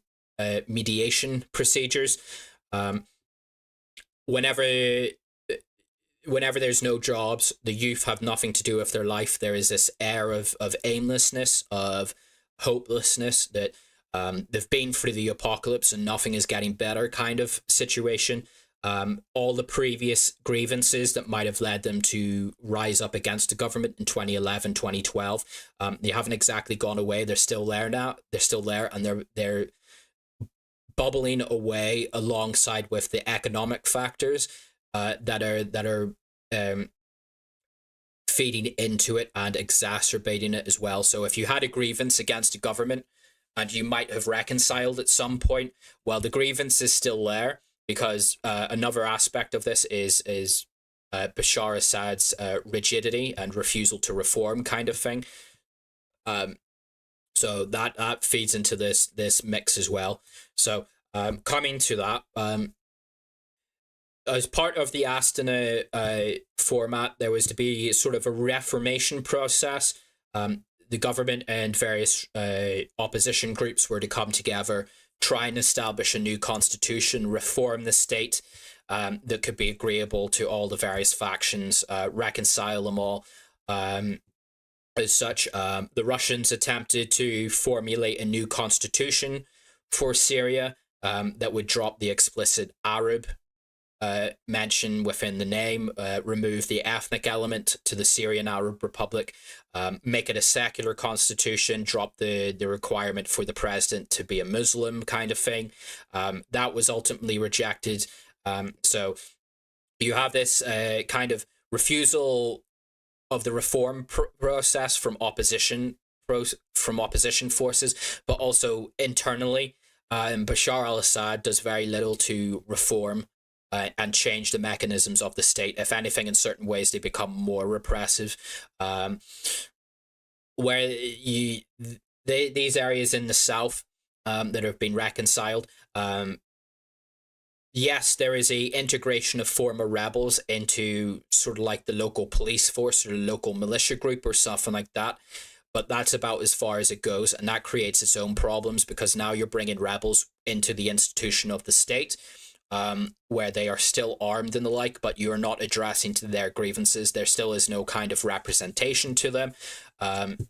There is no accommodation to properly reconcile. For example, the Druze, I'm going to kind of use the Druze as the example for this, because they're the best one in this region. The local Druze community, they fared particularly bad out of ISIS. Whenever ISIS broke through into this area, they committed various massacres against the Druze. The Syrian army was conspicuously absent, didn't really defend the Druze, whether via political decision or just by the nature of the conflict, we'll probably never know. This kind of broke down relations with the Druze and has created a lot of distrust towards the government in Damascus. So the Druze would like their own autonomy, their own local council to run affairs as they would like, and maybe their own police force or militia group explicitly filled by them for their own defense. While Damascus refuses to broach that idea, because that is putting power outside of their remit. It is devolving power away from the Baathist state. And of course, the Baathist state is a very authoritarian institution. It requires all power to be monopolized within the institutions of the party and the party state itself. Another aspect of this, perhaps where there was some progress, was with the Kurds. So the Kurds had rose up, established their territorial control across the northeast, and then whenever the collapse of ISIS happened in 2016, 2017, the Kurdish groups established a very sizable territorial control across much of northeastern Syria. There was a interesting relationship between the Damascus government and the Kurds themselves, particularly after ISIS collapsed. There was some fighting between them, but then there sort of became this quasi-pragmatic relationship between Damascus and the Kurdish elements, particularly whenever the Turks began to turn their gaze towards the Kurdish communities in Syria. The Kurds kind of adopted a de facto, but still with a great air of distrust, alliance with the Syrian government. This was another aegis largely done via the aegis of Russian mediation. So this is whenever you get sort of like certain Arab communities in nominally Kurdish-held territory in central Syria start to have a formal presence of the Syrian National Police starts to reestablish themselves. The Kurds maintain the military security, but you have a slow creep in of the old institutions of the Syrian state. There is certain negotiations about some kind of accommodation with the Kurds in Syria, maybe an autonomy. Maybe the Kurds could be the aegis through which a federalized Syria could come about.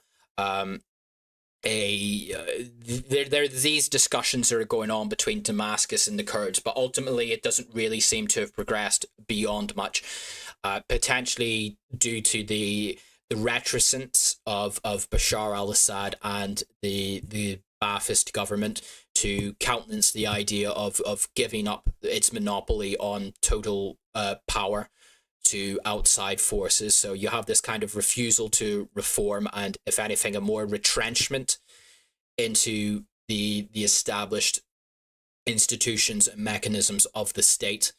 So you have those things going on, and then that's kind of like the domestic figures, the sort of chronic domestic factors that are featuring into this catastrophe. Because the way I kind of described it is this is a catastrophe of many mothers, a catastrophe born of many mothers.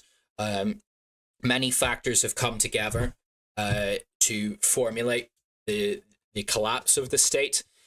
So they're kind of the domestic ones, the chronic domestic ones. There's a couple others that I'll come into whenever I get to them. But just looking, perhaps the biggest thing that dealt the death knell to Bashar al-Assad Syria is the geopolitics of Syria. So kind of touched it at the start. Of course, the Syrian civil war drags in all the surrounding powers. You have ISIS streams across the border from Iraq and then into Syria, and then Syria back into Iraq during the infamous Mosul offensive. You have various links-ups of the Kurds from Iraq into Syria. Of course, the Kurds in Iraq have a very autonomous nature. You have the Turks, who are particularly weary of anything to do with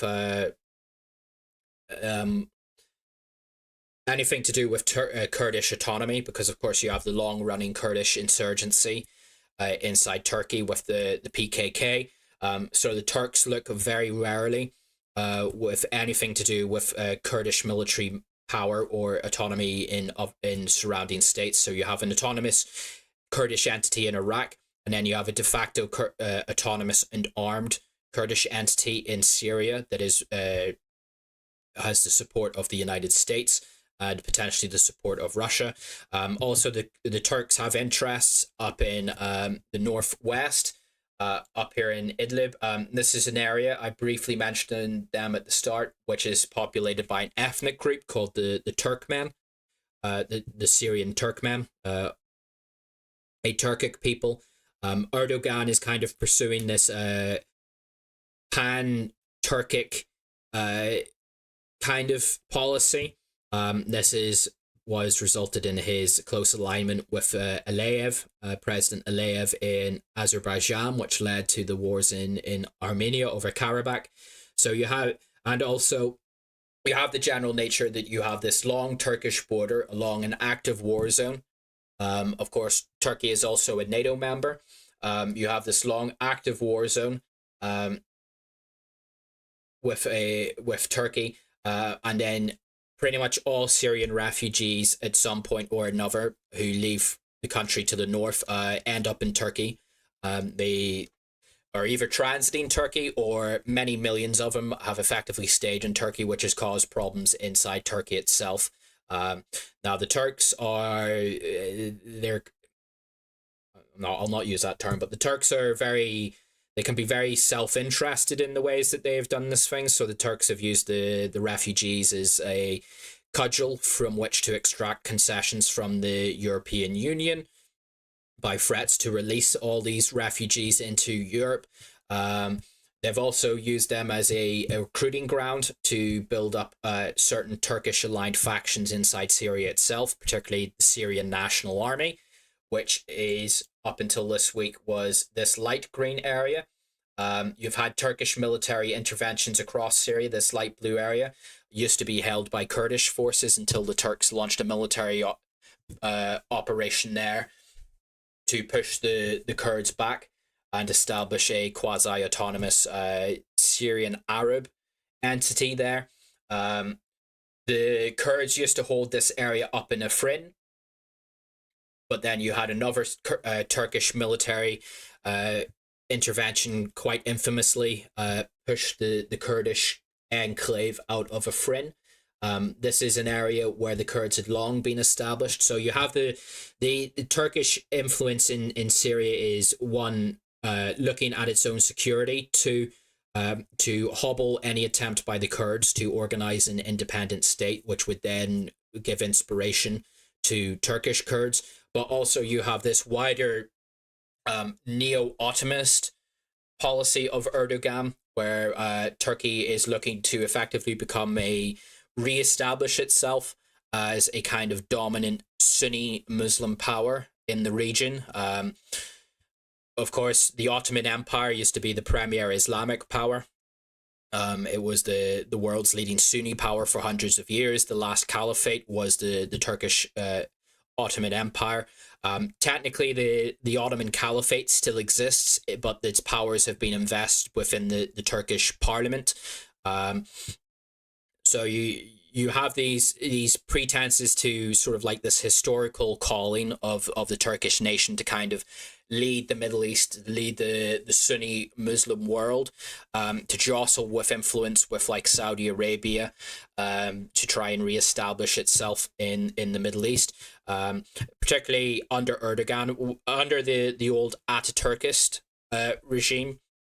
Ataturk, of course, being the founder of the modern Turkish Republic, a very strongly nationalist, secularist in a state that kind of rejected Islam as a method of state building and identity. It was very much, we are Turks. This is a Turkish state for Turkish people, and we are Muslims tangential to that, but we are Turks first and foremost.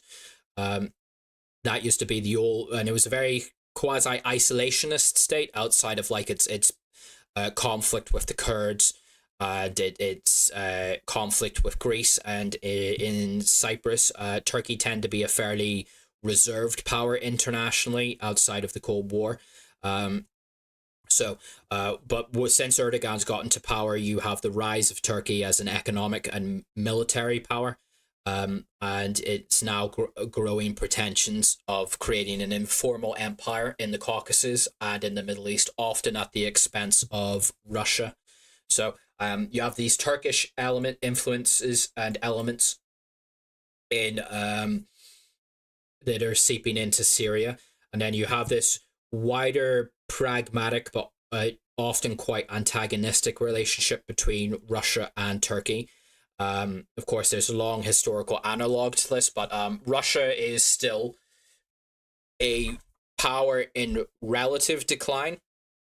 And I'm stressing relative because I know some people will get very upset with me even uttering the term Russia in decline in the same sentence. But what do I mean by that? Well, Russian influence in the Caucasus is effectively over from what it was. Obviously, this all used to be part of the Russian Empire and then the Soviet Union. And then whenever the Soviet Union collapsed, Russia sought to maintain its influence in the Caucasus via things like the CSTO, weapons sales to Armenia and Azerbaijan. And again, I went over this a bit more in my previous stream, so I'm not going to rehash it all now. But what you need to know is that via the Karabakh War, the Armenians, who were the stalwart pro-Russian state in the Caucasus, has become very anti-Russian. They feel that the Russians have sold them out, betrayed them, left them open to Turkish and Azeri aggression and predation by Ankara and Baku. So the Armenians are effectively kicking the Russians out of their country. Armenia was the only place south of Ossetia and Abkhazia where there were still like active Russian troops on the ground, where there's still Russian military bases. That looks to potentially be coming towards an end. And that is all because of Turkish support for Azerbaijan in the Karabakh War, which the Armenians feel that the Russians completely sold them out and abandoned them to their fate.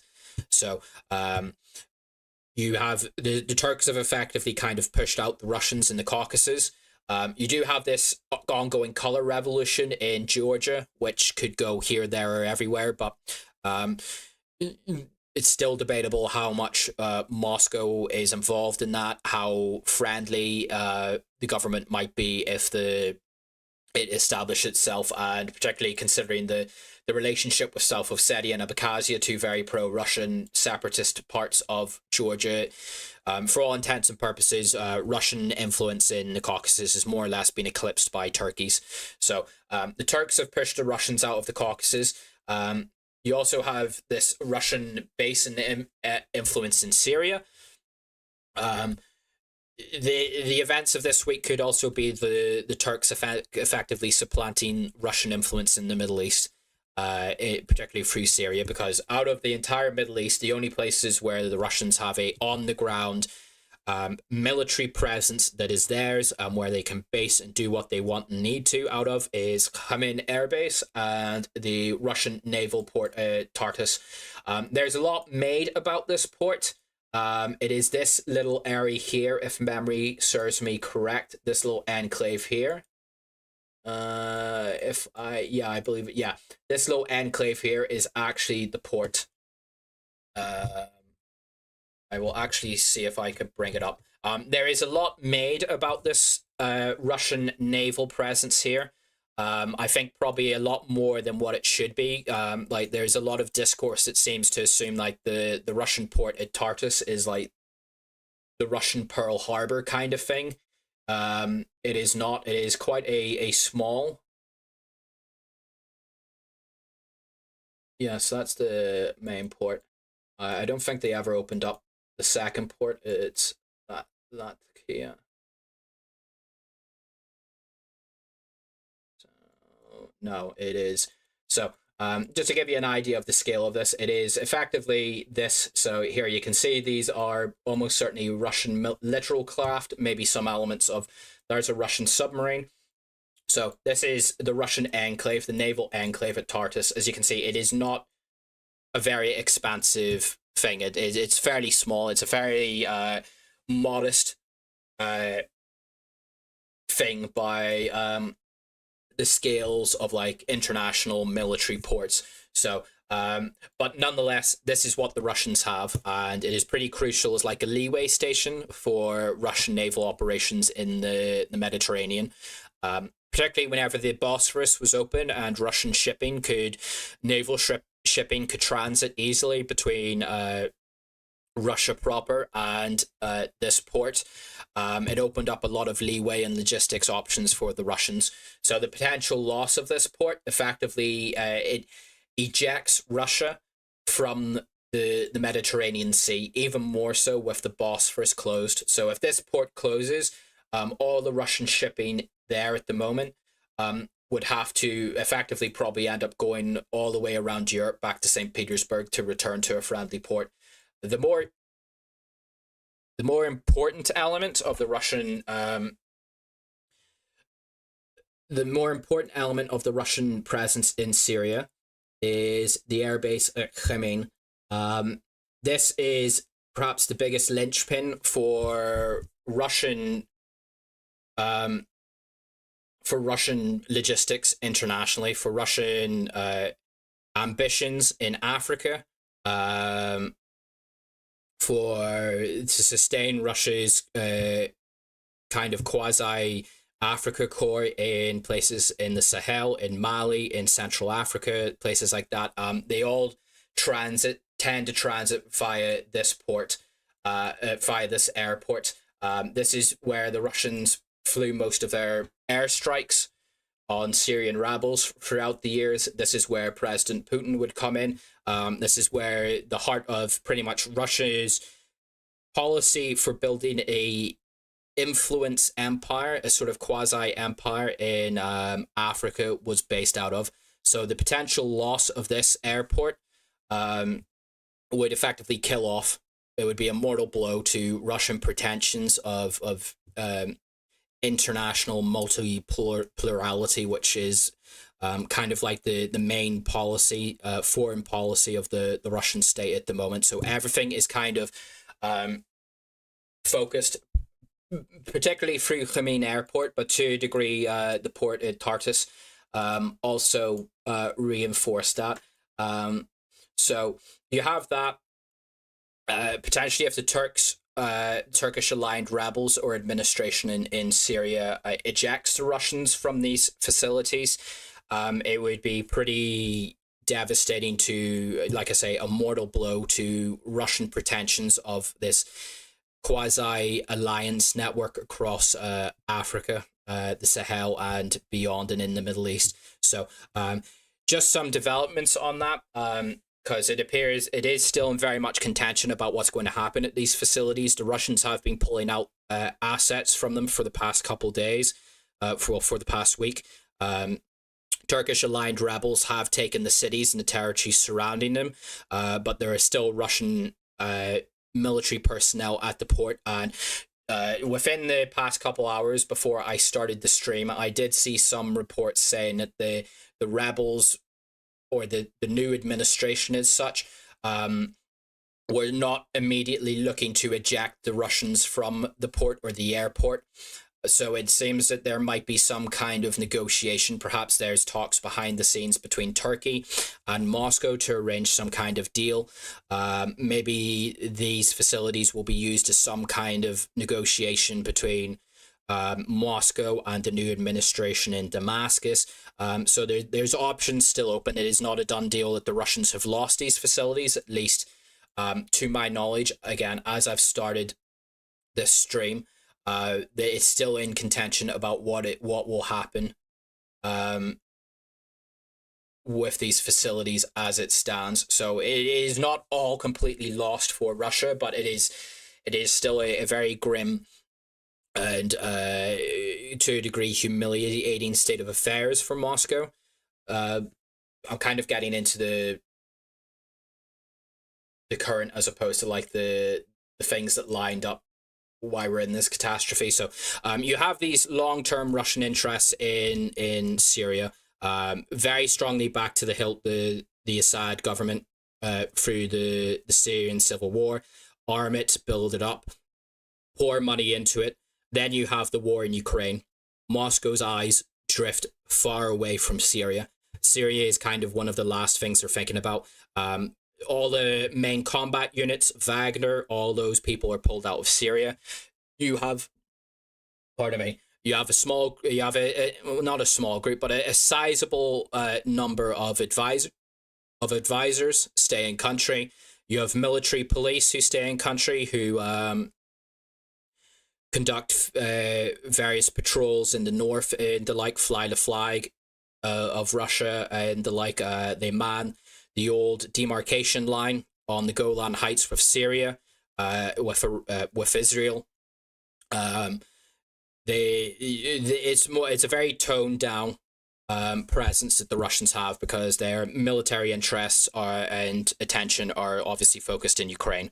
So Russia loses a lot of its eyes move off Syria, because again, the perception is that the hot phase of the war is over. This is a legacy issue. Give it time, things will sort itself out, kind of mentality creeps in here. So that's kind of the Russian angle of this. Perhaps the most devastating angle of this is Iran, Hezbollah, and Israel. And I'm sure everyone, because I am on the website that I am streaming this on, there's only so much I can really go into this, but needless to say, October 7th, Hamas launches its Al-Quds operation attack into Israel, and that precedes the war in Gaza. And then within the past, particularly since like September of this year, you have the starting of open hostilities between Hezbollah and Israel. Not going to give a blow by blow of it, but just for what you guys need to know, as I've alluded to throughout the stream, Hezbollah was very heavily committed in Syria. Hezbollah sent thousands of troops to fight in Syria. This is where many of them got their combat experience. This is where they became seasoned fighters. The Hezbollah cut its teeth and became a very serious force via its participation in the Syrian civil war.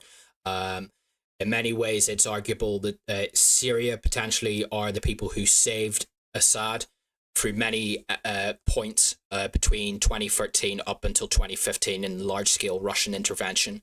So after the cessation of the high-intensity period of the war in 2020, a lot of these Hezbollah units go back to Lebanon, do as Hezbollah does, sit in Lebanon until the war starts this year between Israel and Lebanon.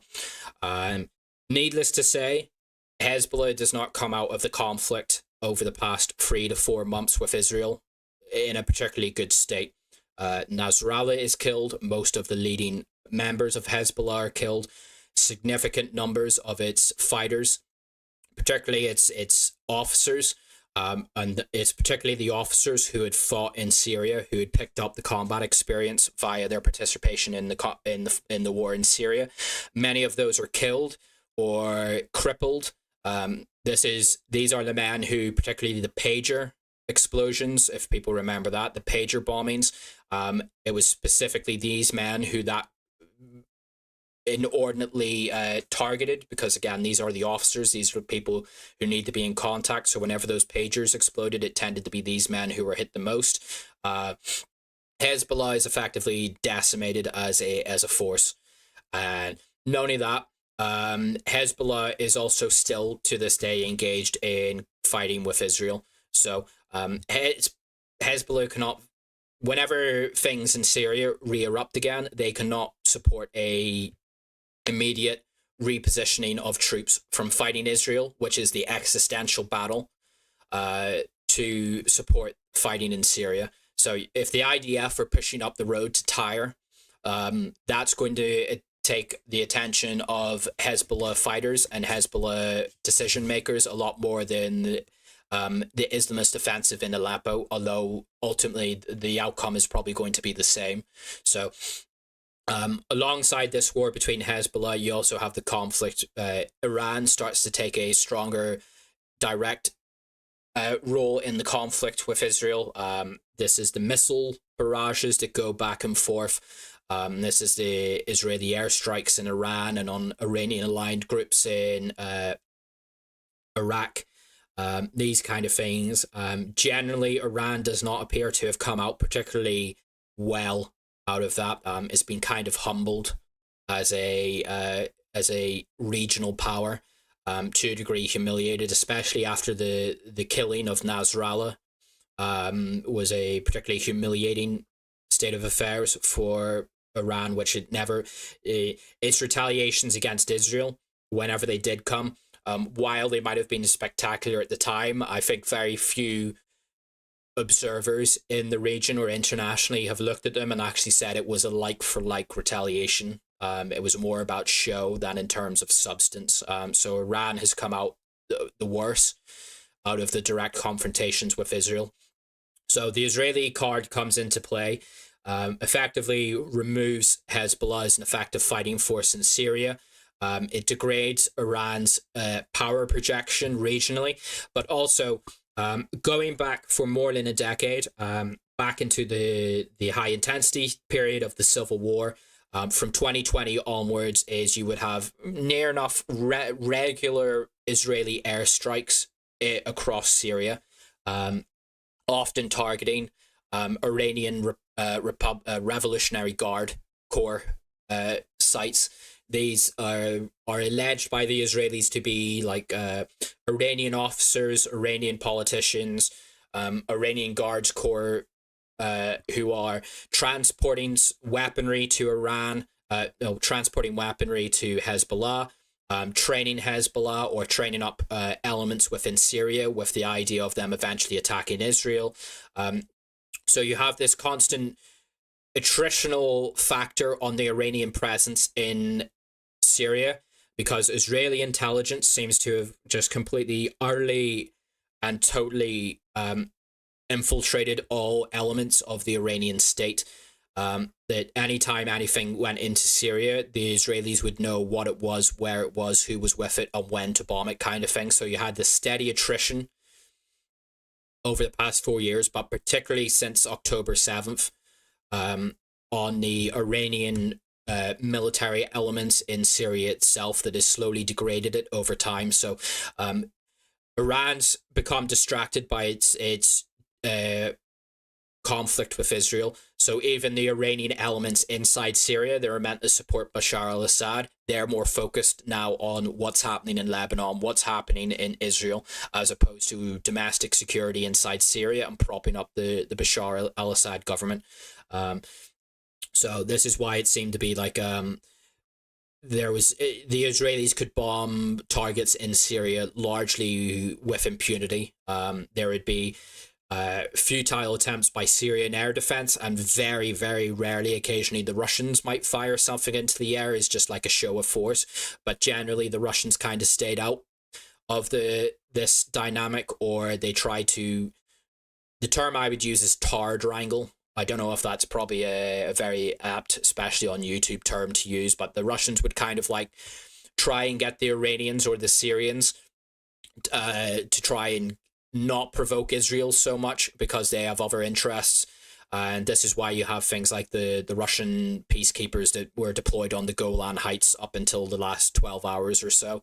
So you have these geopolitical factors that have come into play, arrayed against the government as well. So this all comes together on November 27th. There are mutterings. Not even that. Last year there was a sizable HTS offensive in Idlib. So I believe it was in June or May. I believe it was in the Sakarib area because I remember this. The rebels go on offensive last year, and there's some significant fighting, but the Syrian army holds them back. It doesn't perform particularly astonishingly well, but the Syrian army does put up a fight, and it ultimately repulses by and large and reclaims any territory lost to the rebels as of last year, 2023. So there is a demonstration that even in this anthropifying state, that the Syrian Arab army can and will fight when properly led and supported, as of 2023. And coming up until through mid-November, I remember seeing some reports saying that the Syrian army was about to start a new offensive, that there was because the fighting in Idlib had never really ceased. It assumed a low intensity. It was kind of like the Donbass between 2015 to 2022. There would be sniper attacks, very small scale infantry skirmishes, artillery duels, some drone attacks here and there, but by and large scale intensity fighting had stopped, but it hadn't ceased completely. It was still an active-ish war zone. So there was these reports that the Syrian army might begin a new offensive in mid-November. There was an increase in Syrian army artillery attacks through November, and then round about November 27th is whenever essentially it began. And some of this I articulated on my stream last week at the time, whenever it was occurring. The Syrian army units in the area appear to have been these low quality units. So if there was a Syrian army offensive to occur, they did not have the right units in the area. I believe that the Tiger forces were in Aleppo at the time, or reported to have been in Aleppo at the time, but they were not in combat positions. The men actually at the front were these low quality, quarter staffed, as in like only 1/4 of the men who were meant to be there were actually there, because as I go, the various corruption elements, they had bought effectively permanent leave. They had deserted from their units. They'd gone back to their family, or for whatever reason, you had these various fairly poorly staffed, very low quality, mostly conscript Syrian army units along the contact line up here in Aleppo. So, like I say, if the Syrian army was was purported to be going on the offensive, they were not really preparing. They hadn't prepared for it, kind of thing. If that was true, again, if the war is meant to be over and there's just like this low intensity skirmishing going on along the contact line, well, you don't need to keep your quality troops in the front. You can just put in your conscripts, your very basic troops who you expect the very basic from, to just man the line and have a look and report things back up. So whenever these Islamist groups, and it should be said, like a lot of the Islamist force in Idlib, I've not really focused on and exactly who and what they are. A lot of these people are quite seasoned fighters. As part of whenever the Bashar Al-Assad government was on the up during the civil war, in places like Hama, Homs, and some of the suburbs of Damascus, whenever these rebel strongholds came under siege by the government, some of them would come under siege for years at a time. And ultimately what there would be an agreement is the local rebel force would get into buses, the infamous green buses. They would leave their weapons behind. They would get into their buses with their families or whoever wanted to go with them. They would be bussed out of these areas under siege, up and then released into Idlib. So you had these rebels from the Damascus suburbs, from Hama, from Homs, and elsewhere across Syria, who had been fighting for years, who were then released into Idlib, who would go on to form sort of like the bedrock of the hardened fighters. But particularly, even more pertinently, is the foreign element to these forces. There seems to be actually very few actual Syrians involved in this force. There are some, they do exist, and they are there in some numbers, but by and large, the actual core, especially the combat elements of this force, are particularly foreign jihadis. If you've been in my Telegram or you've been paying attention to what has happened, you will have been struck by the number of Afghans, Pakistanis, Bangladeshis, Saudis, Iraqis, Chechens, Uyghurs from China. I believe there was even a Japanese Islamic convert Salafist was pictured. You have Uzbeks, people from Central Asia. You have Western converts. You have pretty much a internationalist force of jihadists, Salafists, Islamists, and jihadis that kind of entrenched themselves in Idlib. Again, Idlib was the bedrock of the old Al-Nusra group. This is where various Islamist groups cut their teeth, established their stronghold, and established their emirate. This is very much where they base their cells out of. So over the years, there's various factional fighting, but eventually Harim Talasham, if I'm pronouncing that correctly, HTS as it's abbreviated, kind of assumes the predominant role in this force.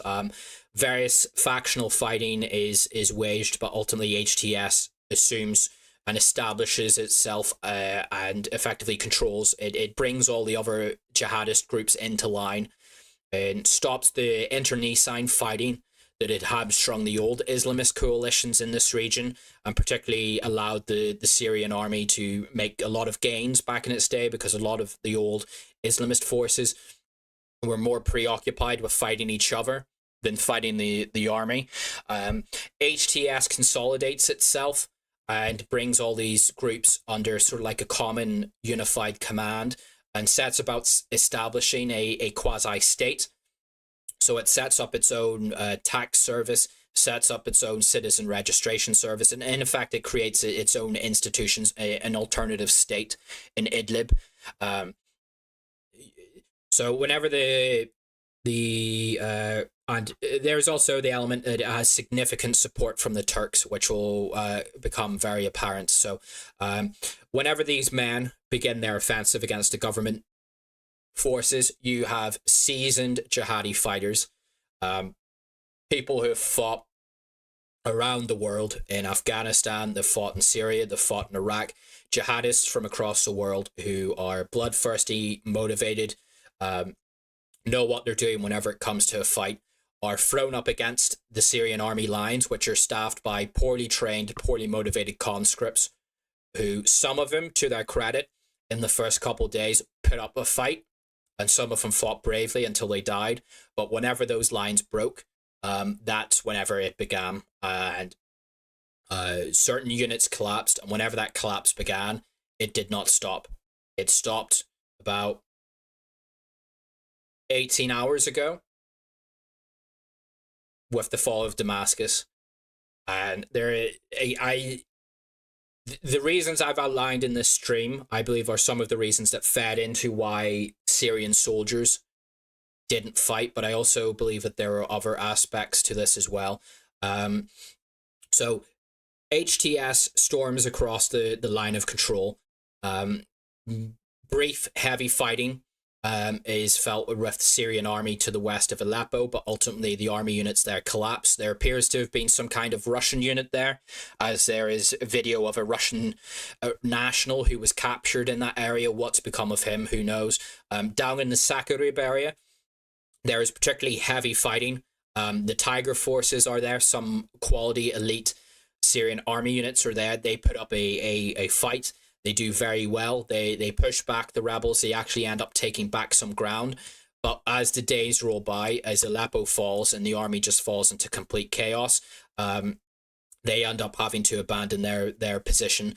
So you have this innate incompetency and institutional and just wider societal problems that are hobbling the Syrian military. But again, this is a military that, as of a year ago, fought and proved itself able to fight reasonably well and hold back a rebel offensive. So what happened this time? Well, this time I think a lot of it is down to the Turks. Within the first days of the offensive, again, I might be repeating some parts of my previous stream here, but there was a massive electronic warfare campaign waged, and it could have only come from Turkey. Syrian army communications were completely down, and they were down for days. I don't think many of it was ever fully restored, but as I was going back to like the structure of the army, this sort of top-down administration where if you can't raise your commander, divisional command, and you're not getting orders from them, well, what do? You're looking on social media, you're looking on WhatsApp, you're looking on Facebook, you're looking at X, you're looking at whatever social media you can find, because that's the only communication you still have. Or you might be phoning up your family, or you might be trying to phone up other soldiers in the area to find out what's happening. And all you're hearing is that the rebels have broken through the line. They're on their way to Aleppo. Well, Aleppo is behind you, and you're being told, and you've just heard that the rebels might be there. So do you stay in your position and you fight? Or do you stand there, fight, or wait to be surrounded and destroyed in position? Or do you retreat? And if you retreat, if you've got your local officer with you, if your direct commander is with you, well, then you might be able to put up something. But if you don't have your officer with you, what do? Who are you taking orders from? Where are you retreating to? Is there a defensive line being established somewhere? Where is it? How do I get there? Is it actually there? Who's there? Who's giving the orders here? I can't raise my lieutenant on the radio. The lieutenant can't raise the captain. The captain can't get in contact with the major. The major can't get in contact with the general or the colonel, because the electronics the communications is just completely shut down. No one knows what they're doing. All they know is that there's a rebel breakthrough that has rapidly overwhelmed Aleppo, and it's now coming south towards your position. So what do? Well, we got to retreat.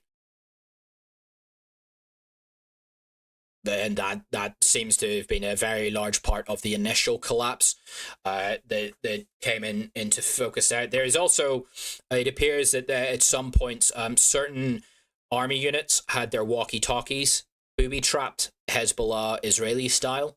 That's very interesting. What would come of that if we ever do have any more insight to that will be very interesting to find out in time what might have happened there.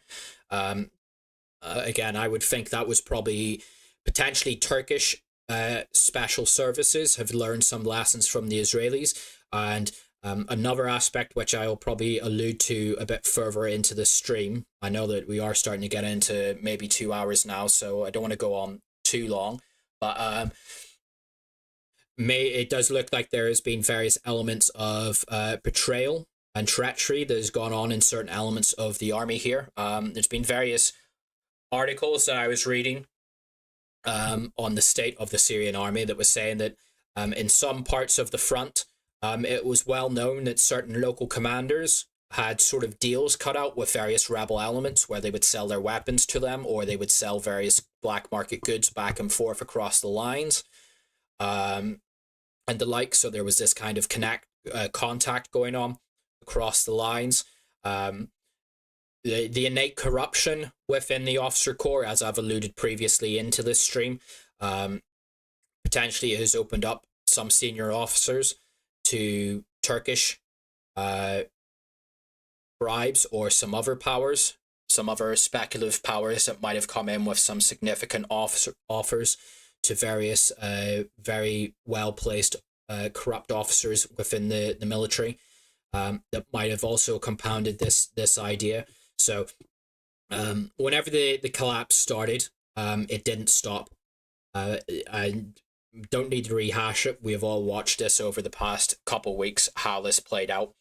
But what I'm kind of hoping is that I've outlined the elements, the sort of chronic, wider elements, geopolitical and domestic, social, economic, and institutional, that have fed into the inherent weakness of the Syrian army.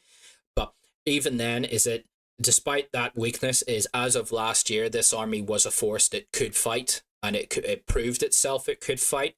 So the question is exactly why did it implode the way it has here? And I think maybe the ultimate, and I was kind of skeptical of it to begin with, because a defeated soldier is always going to look for a reason to explain away his defeat. But I've been looking at various, while they were still active, various pro-government, pro-army media accounts on X, on Telegram, on various platforms. And around about 4 or 5 days ago, there were various reports coming out, videos, statements from various soldiers and lower ranked officers who were, the theme was very consistent, that they were saying we were there, we were ready to fight, we wanted to fight, we were motivated to fight, but we kept getting orders to pull back. The order came down whenever we did finally reestablish contact with command or with the local senior officer. The orders came down, retreat. So, for example, particularly in Hama, if people can remember, sort of back to the opening stages of there, is that there was various reports that the Syrian army had managed to consolidate itself into various positions, and at some points they had actually gone back on the offensive, started to reclaim ground. They had pushed up, take Morek and Suran. There was some speculation that they could go on to Khan Sekun, but then orders came down, retreat, pull back to Hama city. The positions are untenable, pull back, no one fight. Or there are some examples where I've seen reports where, like, some of the more motivated Syrian army units, particularly this appears to have happened to some companies of the Tiger units, They were in one position. They were positioned at the front, and then an order came down that they were to then reposition themselves further along the front, out of the line of contact. So they were to reposition themselves from where they would have been in the fight to a position further along the line where there was no fighting and where the rebels were not going to be advancing along. And it opened up a line in the front, which the rebels then penetrated, and it caused a further collapse. So maybe in the days, weeks, and months ahead, we'll get an idea, further ideas ahead of this. This is just complete speculation at this stage, from what I've seen. But it does appear that there has been something that has happened within the Syrian army and the Syrian government that intentionally undermined, alongside these other societal factors. But there does appear to have been a potential conspiracy of sorts that intentionally went out of its way to collapse the army, to completely collapse the regime as well. This is probably why there was a lot of discussion about where is, during the recent days, where's the Tiger Force, where's the 4th Division, like these elite motivated units, what are they doing, where are they? It appears that from what I've seen, some preliminary sources from Iraqi sources. So for people who are not aware, the 4th Division and elements of the Tiger Force crossed the border into Iraq over the past 48 hours. Some preliminary sources from Iraqi ones that I've seen are saying that these men were so frustrated with the inability of commanders to put up a fight that they effectively said, look, if no one's going to fight, we're not going to fight, and we're just going to effectively save ourselves and leave the country, kind of thing.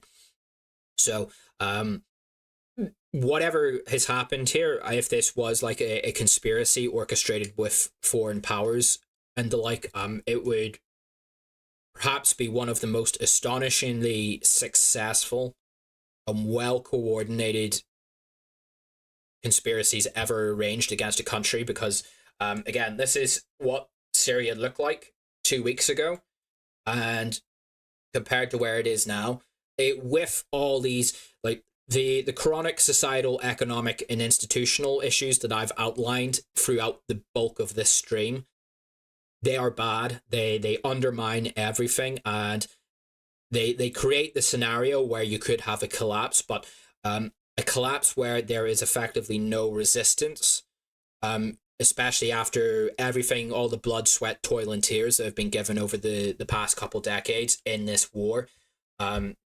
And also the actions of the senior heads of the Syrian military and state as well.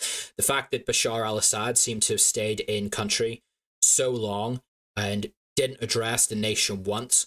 The fact that the Minister of Defense, just mere hours before the rebels rode into the center of Damascus, was giving televised addresses, says to me that even, like, I don't think this was a pre-planned intentional implosion of the government and the army upon itself, because it doesn't seem that the president and the senior figures of the government, or at least the public-facing ones, and of the army themselves, were aware of that. Otherwise, they would have prepared themselves a lot better to have left the country before this all happened.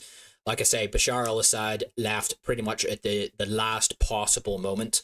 Bashar al-Assad, his brother, crossed the border into Iraq just as the rebels were pushing into central Damascus. So this to me does not appear to have been something done at the top of government, but it does appear that there has been like a potentially a well-orchestrated conspiracy within elements of the Syrian state and military that has paralyzed the political institution, potentially isolated Bashar al-Assad, because Bashar al-Assad was in Moscow for a lot of this, for a pre-prepared bilateral meeting, and then he arrived back pretty much as the crisis was well underway. So who knows, in the weeks, months, and potentially years to come, we will likely find out, hopefully get a bit more of an insight into what actually happened within the Syrian army, what was said, who, where, and when. Another aspect, this is kind of moving on to the going forward element of this. There are a number of scenarios, and I'm not really going to spend too much speculating on them because, well, this is history in the making. This is happening right now. This stream could be out of date by the time I finish it. But so this is what Syria was, as opposed to this is what Syria is now. So this is the current state of Syria now. No, I don't want that.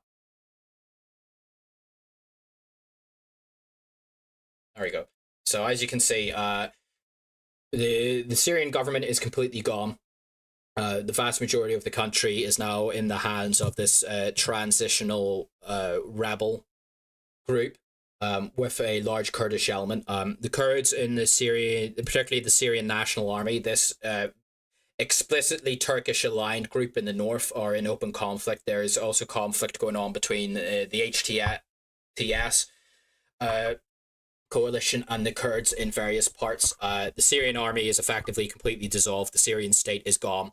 It is now the formation of a new entity in Syria. The Israelis are invading via the Golan. There's this thing could go any number of ways from here, but there is still a potentially up to 200 to 300,000 men in Syria who, up until this week, the start of last week, were part of the army in various militias aligned with Bashar. The question is, what happens to these men? What happens to their officers? Because at the moment, they've just effectively dematerialized. They've taken off their uniforms, they abandoned their posts over the past week, and they've gone presumably back to their families. Maybe they've fled to their countries, but there is a large body of men, a fair number of them who are fairly well trained in combat, trained in veteran troops, who, like I say, through watching various videos of various soldiers speaking over the past few days, a lot of them feel very aggrieved by what's happened. They don't understand why they've been defeated. They don't feel defeated. They feel that they've been betrayed by their officers, or someone in the state somewhere has sold them out. So there's a lot of, again, they'll have taken their weapons with them. Whenever a country is collapsing, if you've got a gun, you're going to keep a hold of it, even if it is quote unquote state property. So a lot of these men are armed. So going forward, it'll be interesting to see what ramifications this will have. Say if this new transitional Syrian national entity decides to go on a very punitive path and starts to go on a purge and punishment against pretty much all elements of the previous government, that could just provoke a neo-Baathist, neo-Assad. I'm not saying, I don't think Bashar al-Assad will ever return to Syria. I think that era is long gone, but these people are still out there, especially with the inherent fear that comes with in the minority groups, in the Christians, the Alawites, the Ismailis, potentially even the Druze, over what a new national authority headed by Salafists and Islamist hardliners might mean for them. So there is still very much the potential for a sort of resurgence of, if not a Baathist, but a sort of like quasi elements of the old order, in the same way that in Iraq post 2003, the mass sacking of all the old Saddam era soldiers were the bedrock of a new insurgency, a neo-Baathist elements of the insurgency that came into the war in Iraq. Very much the same could happen here, especially if this government, this new authority, proves itself completely incapable of confronting the Israeli invasion in the south, or instead pursues mass war with the Kurds, which probably wouldn't end to its benefit. And then you also have the lingering Turkish element of this. I've seen many Turkish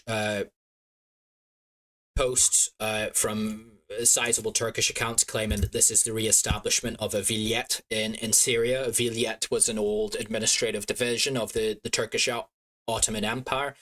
That might be okay with the Syrian National Army, the people who go into battle waving the Turkish flag. These people up here in the far north who are more focused on fighting the Kurds. While HTS certainly is aligned with Turkey and has benefited from the Turks, I wouldn't say they are Turkish puppets because, again, these are radical jihadists. This was an alliance of convenience between Ankara and these people, and as long as it benefits both sides, they will probably continue this alliance of sorts. But the second that it becomes inconvenient for the Turks or for this Islamist government or whatever entity is established from this, whenever it becomes inconvenient for them to pursue it, we could very well see a break where the abomination that Turkey has birthed here could very well turn on its creator as such, because it is a very dynamic situation in Syria, and where it could go, how it could turn out, is anyone's guess at this stage. And the ramifications for this, just going into the geopolitics for it, I think this is the end of the Palestinian issue. I think Palestine is quote unquote lost for all intents and purposes for people who buy into that issue. The thing that really sustained it at all was Hamas. Hamas is gone, and Hezbollah in the north. Well, without the direct support of Iranian arms and funds and advisors, having that land bridge via Iraq and into Syria, it is hard to see how Hezbollah can hope to sustain itself in any way, in any significant form to what it was, or even what it is now in its hobbled state, without significant resupply and weapons, technical know-how and infrastructure from Iran via Syria. There's speculations that this could be the start of the decline of Hezbollah in a military term, but also as a political force in Lebanon. I believe that there is elections coming up in Lebanon, and from the decimation of Hezbollah, I believe that the expectation is that Sunni and Christian parties in Lebanon are expected to do fairly well, and Hezbollah is potentially looking at losing some seats in the very carefully curated Lebanese political system and parliament. So the ramifications for this in Lebanon are no less apparent. And just to I've tried to make this as brief as I can, particularly in my scattergun autistic way that I go about these streams, these meander streams. I've skipped over a lot of history here, and what I haven't really touched on at all is the history between Syria, the Baathist regime and Syria, and its history in Lebanon, the Lebanese civil war, the Syrian occupation of much of Lebanon, the fact that a lot of these prisons that are currently being opened up in Syria, a lot of Lebanese citizens who have disappeared for 30-40 years during the Syrian occupation are being found in them. So the ramifications perhaps of all this might perhaps be felt most of all in Lebanon. Like I say, it's hard to see how there will be any hope for the Palestinian national cause from this. In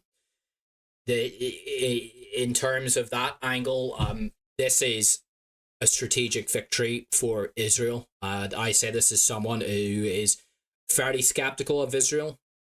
I'm sure people who are in my Telegram will know I'm not exactly its biggest advocate, but it's hard to see how this is anything but and I don't think the Israelis were directly involved in what has occurred in Syria in the way that a lot of people are making out, but I think that they are indirectly were by helping create the geopolitical circumstances of it. But it should be said that the past year and a half for Israel has just been nothing short of a complete and utter strategic victory on pretty much every front for the Israelis. Hamas is effectively done. Gaza is, I can't, you know, well, I don't need to say what is occurred in Gaza, especially on YouTube. The West Bank is just slowly being colonized and ethnically cleansed. Hezbollah is probably effectively done as an entity in Lebanon and as a serious security threat for Israel. Who knows what's going to happen with Syria, but it's unlikely that the new Salafist Islamist regime in Syria is going to allow Iran and Shia proxy groups to operate in the country to wage a war against Israel. They might end up fighting Israel themselves in some form or fashion, but it looks like Israel's going to expand its territorial control out of the Golan into Syria, and depending on what the future diplomatic situation goes like, potentially as a way to extract concessions and lift lingering economic sanctions on Syria, and as a way to normalize this new authority in Syria in whatever form it takes. The United States, particularly under Donald Trump, could effectively force this new Syrian national authority into a normalization process with Israel. Arab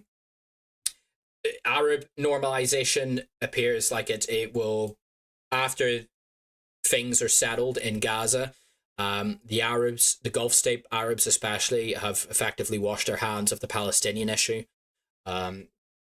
Iraq, who knows what the ramifications of the events in Syria will be in Iraq, but it will probably lead to a loss of influence in for Iran amongst the Shia paramilitaries in Iraq. Potentially, the groups array around Muqtada al-Sadr will start to exercise a bit more influence and start to pick up and propagate a more Iraqi nationalist Shia national thought in political force, as opposed to a Iranian aligned Shia Iraq. So like that will probably never reconcile itself with Israel, but it's kind of irrelevant because they don't share a border with Israel. And Iraq isn't exactly a major economic power in the region, so I don't think the Israelis would miss that very much. In terms of Iran, devastating. It's been a devastating couple of years, and this is probably the biggest defeat for Iranian influence in the region. It is hard to see how Iran comes back from this. Outside of its aligned militia groups in Iraq and the Houthis in Yemen, the sort of informal Iranian empire of influence has kind of just evaporated here. Just a very bleak. Don't really see what the Iranians can really do going forward apart from pursuing even more nuclear weapons. But how wise of a decision is that going to be with Donald Trump in the presidency and a hyper aggressive, victorious Israeli state that they'll be happy and is gagging at the opportunity to come in and bomb.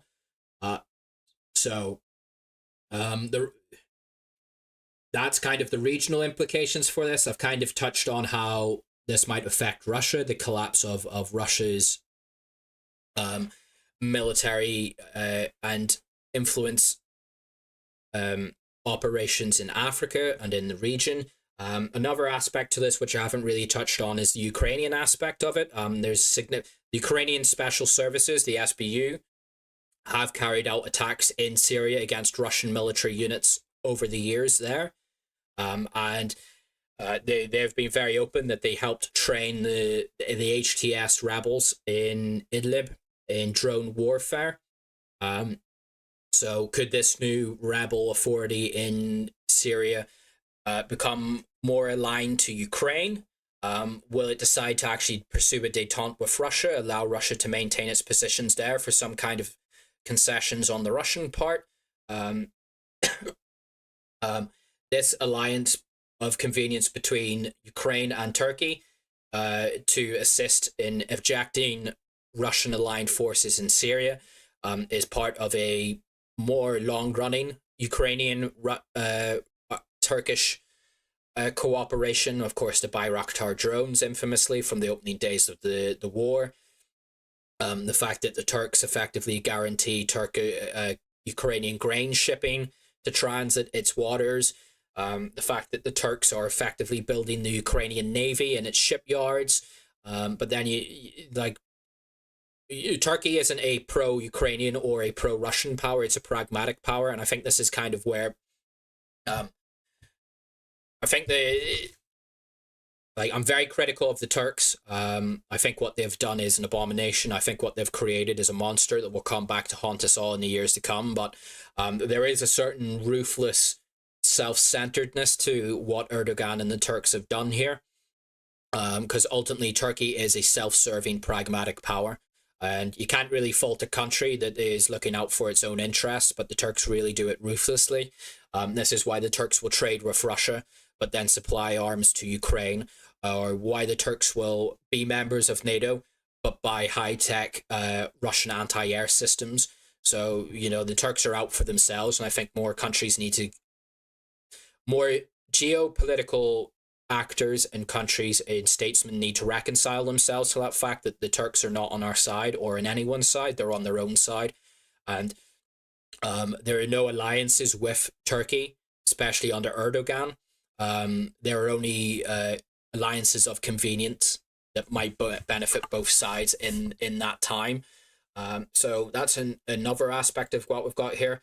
In terms of this, will all depend on what actually emerges from all this in the months and years ahead. If everything turns out well and Syria becomes a stable democratic state of some form or another, the expectation seems to be, at least very much in Turkey, one of the motivations for the Turks enacting all of this was the eventual deportation of all the Syrians in Turkey back to Syria. Who knows if Western states with our insane ideas on immigration will ever get behind the mass relocation of Syrians back to Syria, especially concerning most of the immigrants we've admitted who claim they are Syrian or not Syrian. But that's another angle of this. So I'm kind of just spitballing at this stage, but it's just the ramifications of the past couple of weeks will be massive and felt for years, in the same way that you might not have been aware of it at the time, and you still might not be aware of it, but like the impact of the first phase of the Syrian civil war, the 2011 to 2020 phase, affected pretty much all the Western world and largely the globe in ways that weren't immediately apparent. I think this will be the same thing, because the other aspect I haven't touched on is that this is the second liberal, well, not liberal, but this is the second state in the past 3 years that has completely imploded to explicitly Islamist Salafist forces. Of course, you had the Taliban in Afghanistan in 2001. Now you've got, and I think Syria probably has more of the potential for this than Afghanistan, because ultimately, Afghanistan is in the grand scheme of things, Afghanistan is out of the road. If the war hadn't occurred in Afghanistan and the various shenanigans around it, most people probably couldn't point out Afghanistan in the map. It is far detached from most places of note in the world. Syria is right at the door of the Middle East. This is a massive victory and morale boost and legitimacy boost for Islamist, Sunni Islamist and Salafist forces. So this could very well provide the impetus for more militancy, more Sunni militancy, more extremism on in Islamic communities across the West and in the Middle East. Potentially, this could be a destabilizing factor for other governments in the Middle East. The monarchies of the Middle East seem to be fairly stable, surprisingly. It is the other sort of quasi republics in the Middle East where this might be the most felt. Looking at Egypt, where you have a strong underpinning of dissatisfaction with the military government there. Maybe not so much Iraq, but potentially into Tunisia, into Yemen. Maybe this could even give some ideas into the long-running instability that happens in Iran for various reasons. So, yeah. Much to think about, very pensive at the moment. We will have to wait and see how things will develop in the weeks and months ahead. So with that is kind of the big bulk of the stream. That is everything that I wanted to say that I've remembered off the top of my head. So how long have I been going? Coming up to 3 hours. So let me take a quick drink. So with that, let's have a look. Is there any super chats? Is there anything you guys want to throw at me? Bunker housing for 20 Swedish krona. Nagius Lavji, thank you. Don't know what that means. And bunker housing for another 50 Swedish krona. Thank you very much.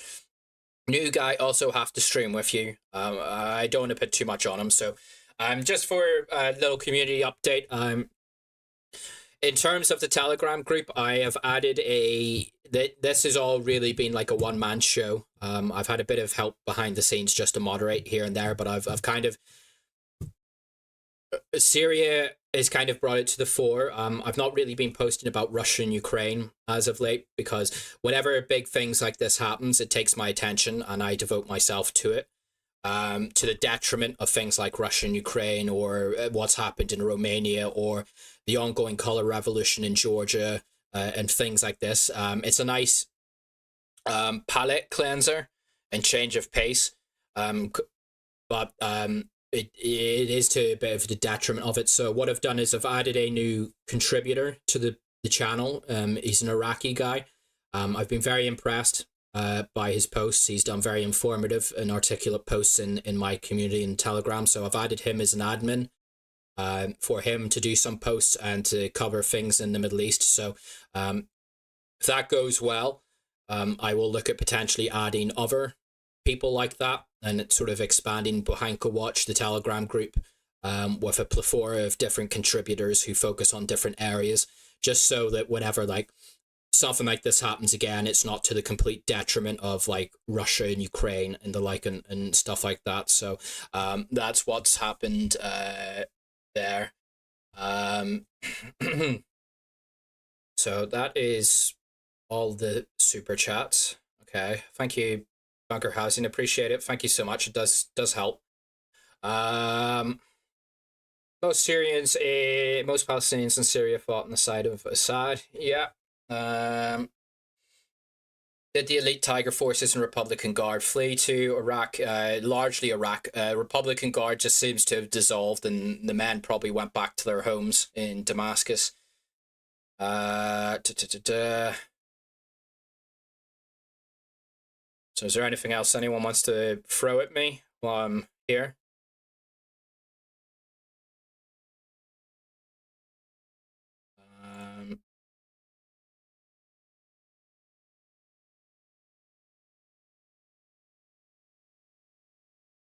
So just so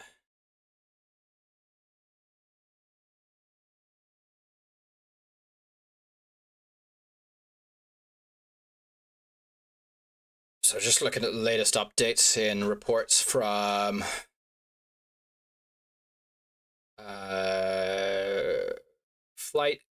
fights in Manchester between pro and anti-Assad immigrants. Okay, that's interesting.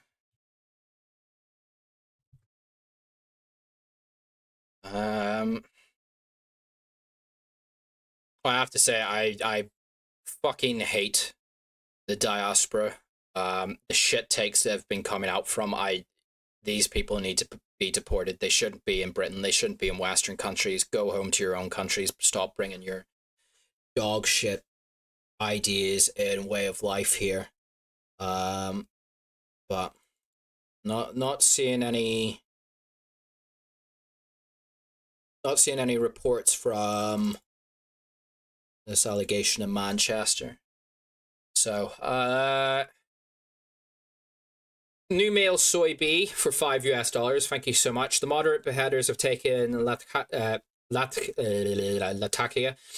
Tarsis. Can we get any info on what's happening to the Alawites? From my understanding, is there was an agreement made between HTS and various Alawite community heads. That if this is what HTS has been doing to all the various groups, is they've been putting out overtures saying that we will respect your rights, your autonomy. You'll not be persecuted and oppressed by us, but abandon the regime and reconcile yourself to the new order in Syria. So that seems to have been what's happened in the coastal regions with the Alawites. Is they've kind of they seem where the wind was blowing. Again, if no one was going to fight for the state, whether there was reasons behind it for them not putting up fights or not.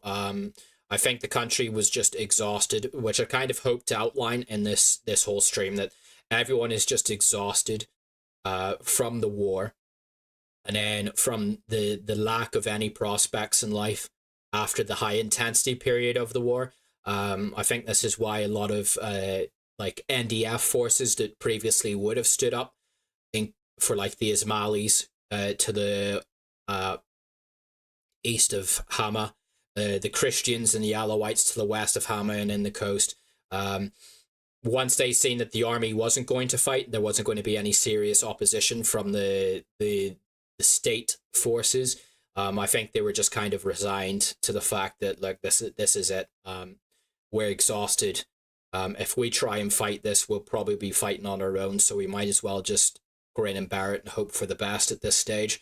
So it seems to be that there's been some kind of deal made that property and maybe local religious rights will be respected for the Alawites, for no opposition. Again, that position on the coast where the Alawites generally are is of particular interest, because that's where the Russian interests are. So I would very much like to have some reports or some live streams about what might be happening at the front of those bases, if there's people at the front of it protesting, if there's people waiting to get in to try and flee, if what kind of contact or discussions are going on between the local Russian base commanders, the local authorities, be that the new rebel installed authorities or what. So it's still open up in the air, but it appears that the Alawites just kind of seen where the wind was going. Is it confirmed that Bashar Al-Assad is in Iraq? I've not exactly seen video of him in Iraq, but that is what my understanding of the reports are at the moment. He appears to have crossed the border with elements of the 4th Division, because he hasn't been seen anywhere else. So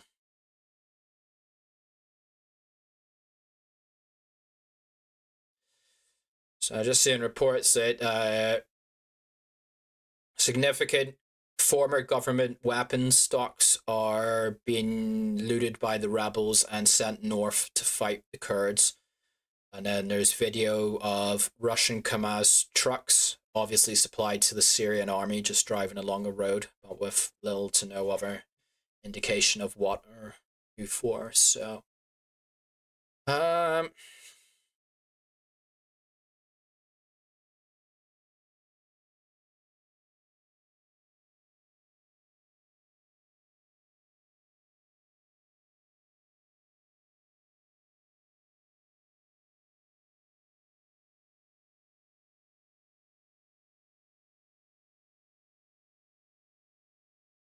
I'm just looking at a video of this report. Like, this is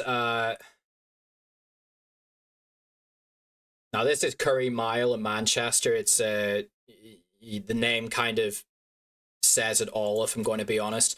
But these are apparently.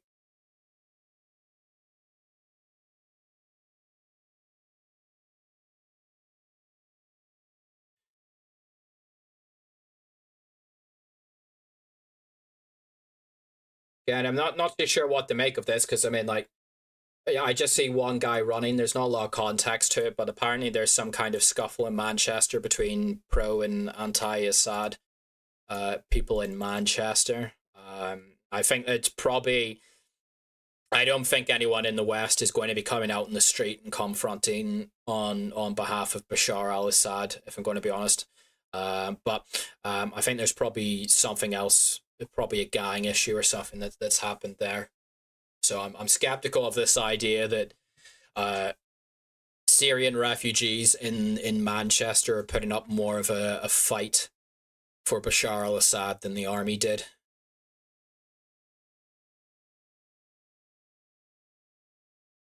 Just so you're aware that is what's going around, but I'm very skeptical of those claims about what is going on there. So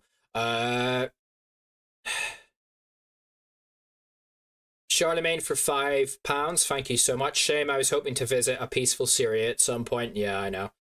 It kind of sucks. It would have been an interesting experience because, well, before events with Israel kicked off, you could fly into Beirut and then you could get a bus from Beirut into Damascus, but who even knows at this stage.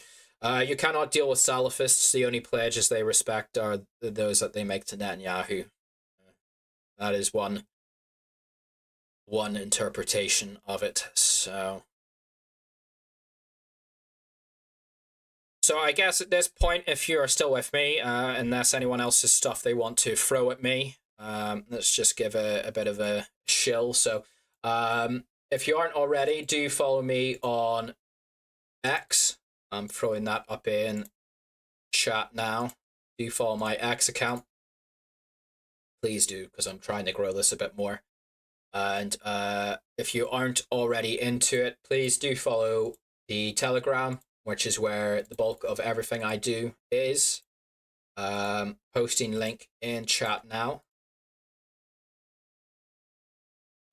Those are the two places where I kind of do what I do. Obviously, you're on YouTube. I do have a Rumble channel, but it's more just for like gaming streams every now and again. I am looking to try and I need to get a better mic because I do not like the quality of this mic. My old Yeti mic, if people remember my old streams, the one that was just perfect audio, it broke a while ago. It's kind of one of the reasons I just stopped streaming. Kind of fed into that. I should probably try and invest again in a good Yeti mic because this mic is like, it's okay, but I just don't like the quality of it. It really doesn't do what I want to do and the quality that I would like it to be at. This is why I've not gotten into video making and stuff, and why I'm kind of still hesitant to stream, because whenever I listen back to these streams, one, I cringe at my accent, but two, I'm always frustrated by the audio quality of this mic. So I need to invest in a new Yeti. So yeah, thanks very much everyone who did super chats. Again, like if you don't want to give money to YouTube, there is a link to PayPal. I don't want to be overly shilly, but you know, a man's got to eat. A man's got to eat. So there is a link to PayPal, which doesn't take like a quarter of your money and give it to YouTube. That's linked in the description, along with a link tree to all the other websites. So with that,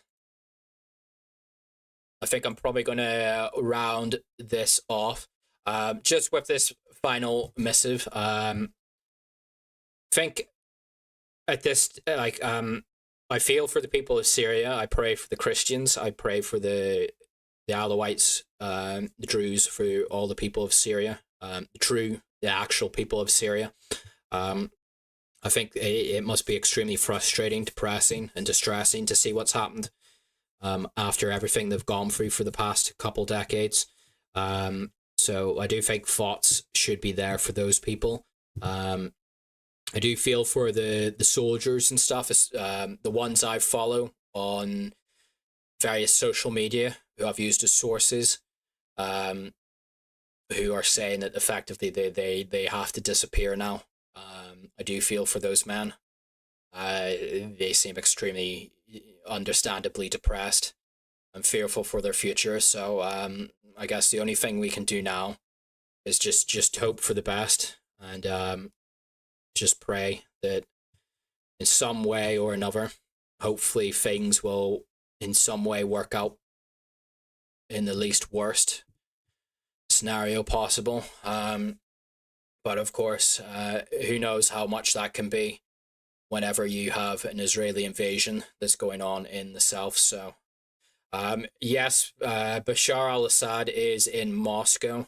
It was confirmed by TASS and Russian state media that he arrived in Moscow earlier today and applied and was given, along with his family, humanitarian reasons, asylum. So he's not dead. Assad lives, but it looks like his Syria is. So with that, I'm going to round off now. Thank you for coming to this stream. I hope it was informative. I hope you guys have gotten something from it. And I will see you all in the next one. So have a good night.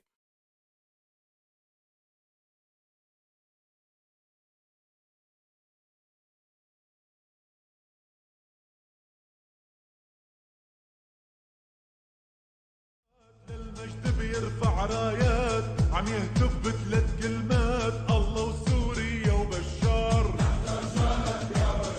كنيسة وجامع متحدين والمحبي عنوان الدين، وملايين السوريين وما بدهن إلا بشار.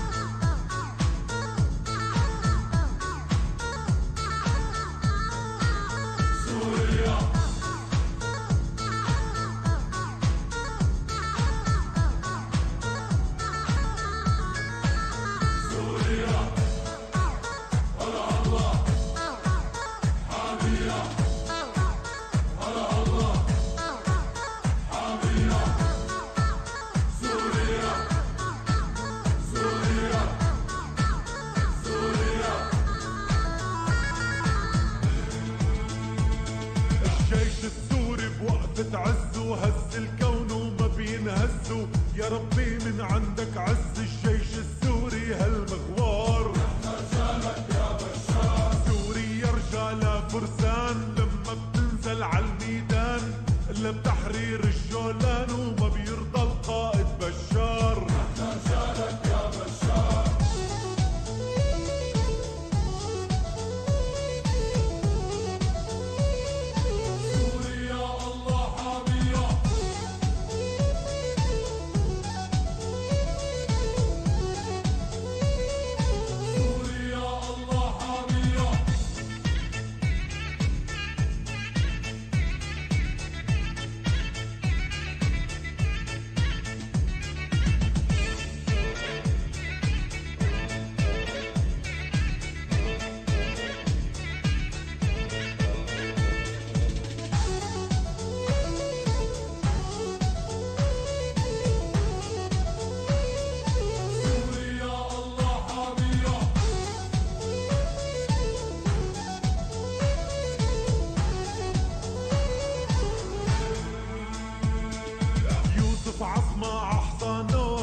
ابراهيم هانانو والسلطان باشا بزمانو، شعل فرنسا بالنار.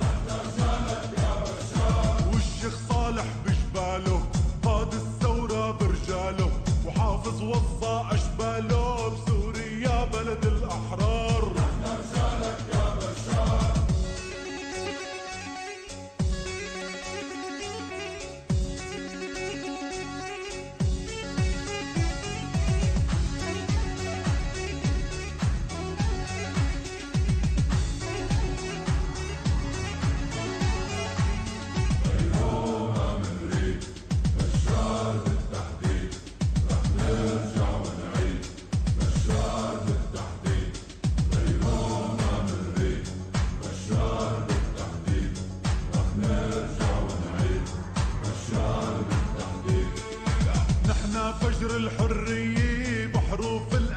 دقيق سريان وفينيقية غير سوريا ما منختار.